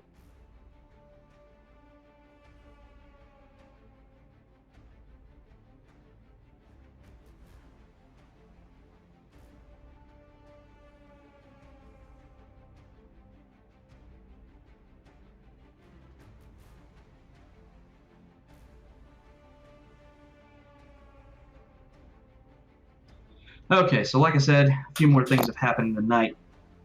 You've taken care of a few more tasks. The sun is now rising. You've had a little bit of time to rest. But as you do so, you're all kind of manning the walls, starting to help out. The dragon actually did come back at one point during the night, took out a few of the guards, so you decided to stay up on top to help them out. But the dragon seems to have gone. Nonchalant that the dragon came back and just sniped a few people. Maybe if we have a couple sessions to cover this, maybe we'd get to see that. But since this is a shot, I get to expedite things. So as the sun begins to rise, you actually see flowing from the east side of town, heading towards the southwest, you begin to see the groups of cultists and kobolds and a few armored figures leaving the town, as well as a couple of people wearing purple who look strangely different than the rest. But as they do so, you actually see a large contingent of kobolds, as well as this large dragon-looking creature come towards the front gate of the keep. Okay. Are we in view of this? You will be. I absolutely want to mount the wall or find a position where I could, Basically, as oversee what's going on. you're watching the kobolds leave, or the groups leave, seemingly exit the town, they all seem Holy to be crap, holding that's a lot. bags and then stealing carts and such to load all these bags of loot that they've gotten from the town unchallenged and begin to leave. But as they do so, you see this large group of kobolds as well as one blue-looking dragoness figure coming up to the gates. And Roll for initiative. And as this one in the front, clearly the leader of this group here, steps forward, he addresses the keep at large, namely the soldiers and the 4 adventurers standing up looking over at him from the wall. He says, "My friends, you've demonstrated your prowess all through this frightful night. I realize this is an awful burden to ask you to bear." Oh wait, I'm learning to read the long thing. Oops. There we go. So this guy comes up. I'll give you a little flavor here. So from the darkness of the morning here, a creature strides into the dim light of the dying fires around the keep. Although it is shaped roughly like a human, it is at least 7 feet tall.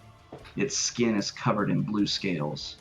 Its fingers bear wicked claws, and its face has the muscle of a reptilian eyes of a dragon. It looks very similar to Max and Steve.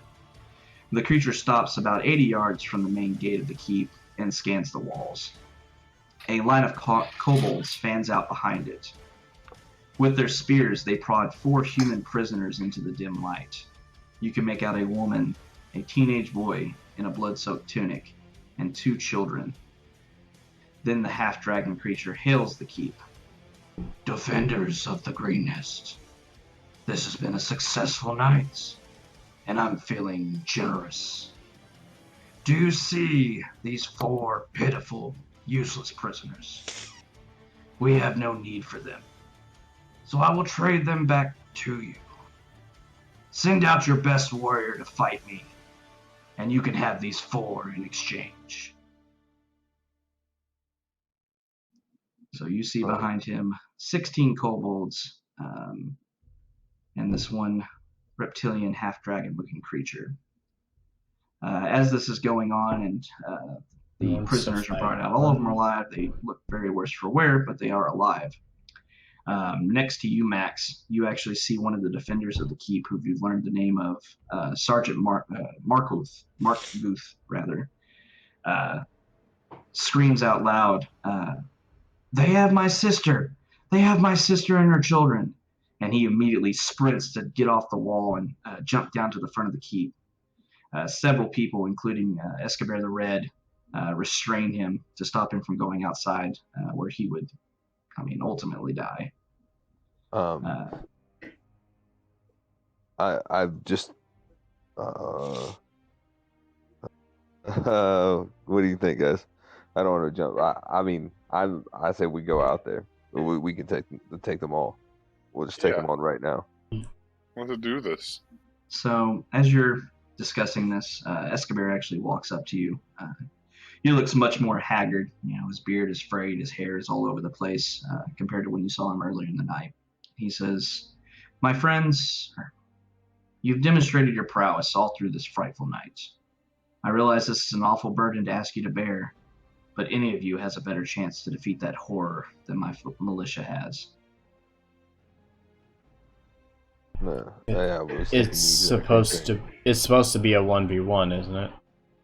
That is the impression you're getting. Yeah. No, there's no honor in fighting these people on their terms. We can open these doors and lay waste to all of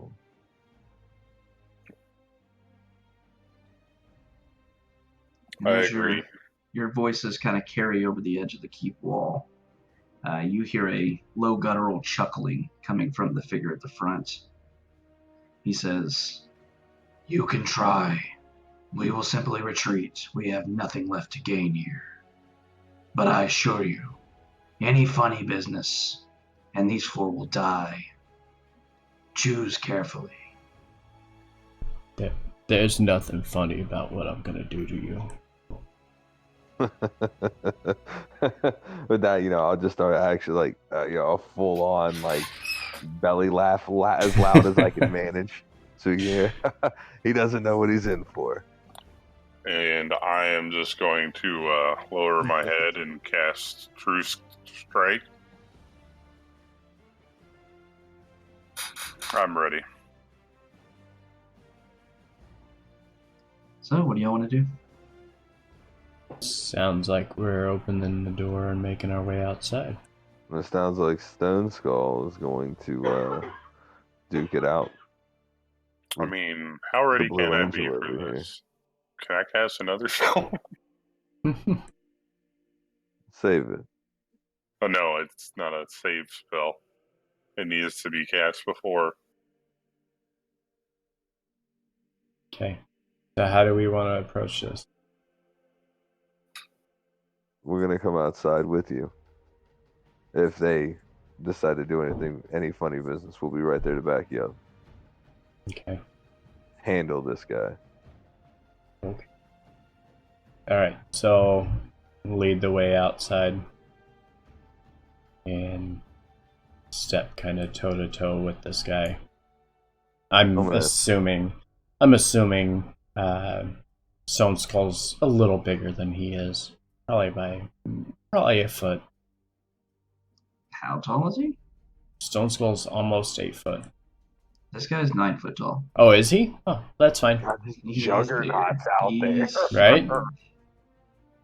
Okay. Just walk out. You know he's not expecting that. They're like, oh man, you are not little. Alright, so as y'all kind of walk out and position your ways, you see clearly towards the south here, these 3 kobolds are overwatching the 4 prisoners. They have spears, unlike other ones, and they're held to the throats of these prisoners. It seems like you would not have a chance to save them if anything happened to cause them to want to attack the prisoners. But that being said, you head out, and who is going to be the champion? Sounds like it's Stone Skull. All right, so Stone Skull, you're going to step forward, and you see this guy says, "My name is Cyanrath. I am the leader of these. I am glad that you have taken on the challenge. It's good to see something less cowardly than what I've faced all night. But I will agree to these terms for your bravery." And he raises his hand towards the kobold holding the prisoner, and the 3 holding spears to the throats of the children raise them and push the children forward, releasing them, and they run into the keep immediately. The woman attempts to stand up to follow them, and the spear point gets pressed harder into her neck, and she sinks back down.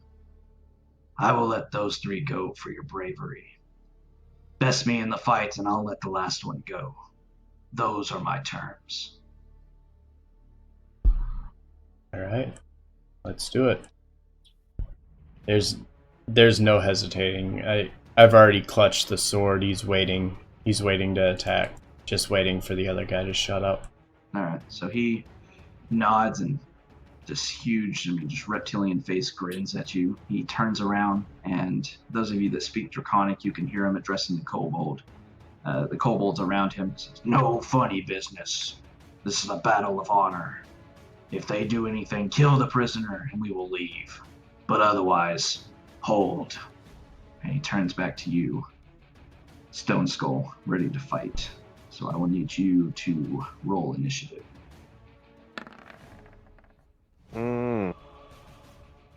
Get it.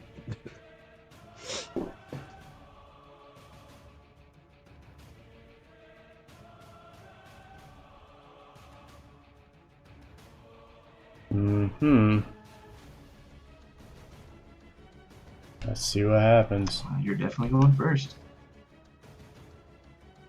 All He's right. ready, coiled like a snake. No hesitation. He's going straight in for the strike. All right. And of course he fails right off the bat. Unfortunately. So as you see him turn, not even waiting for him to be ready and everything, he's just in the middle of the action of grabbing his greatsword to challenge you, and he easily steps backwards from your blow and pulls his greatsword out to attempt to attack you. He is going to bring it around twice. Does a 15 hit? Does not.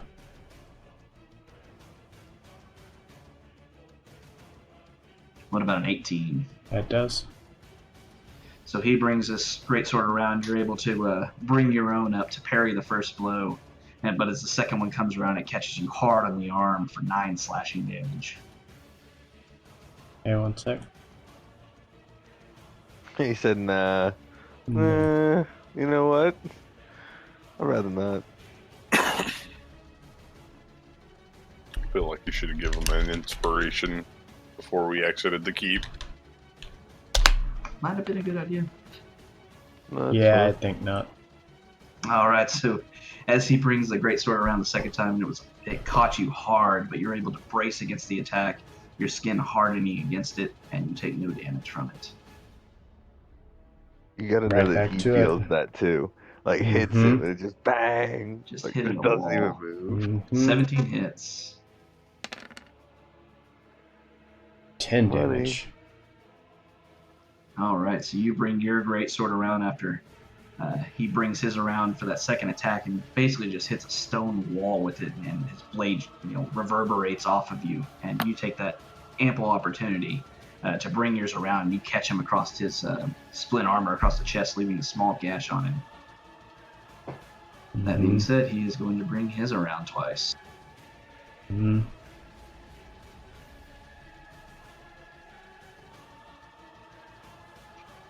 So the first one was a 16. Okay. That hits. So he's going to bring it around for 8 slashing on that one. And the second attack was a 19. And this one is going to be 15 slashing damage. Cool. I have no hit points. All right. So as the party and everyone around sees Stone Skull fall to this creature who barely even got a scratch in this duel, he stops, didn't even break a sweat, and walks up to Stone Skull and brings the great axe down one more time in a hit, and it glances across your armor and hits you, putting you at 2 death saving throws. That being said, he smiles and then stands up, sheathing his greatsword, and looks at everybody and says, "I have been kind this day. We thank you for supporting the horde of our queen." And with that, he waves his hand once again, and the final prisoner is released, much like the others, and the entire group turns and leaves. I'm gonna rush over to him and check on him. I mean, is there anything I can? No, I can I'd be pour unconscious. healing magic.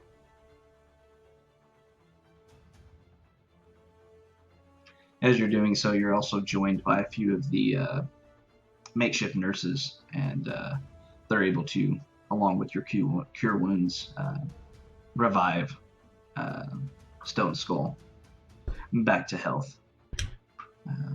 It seems like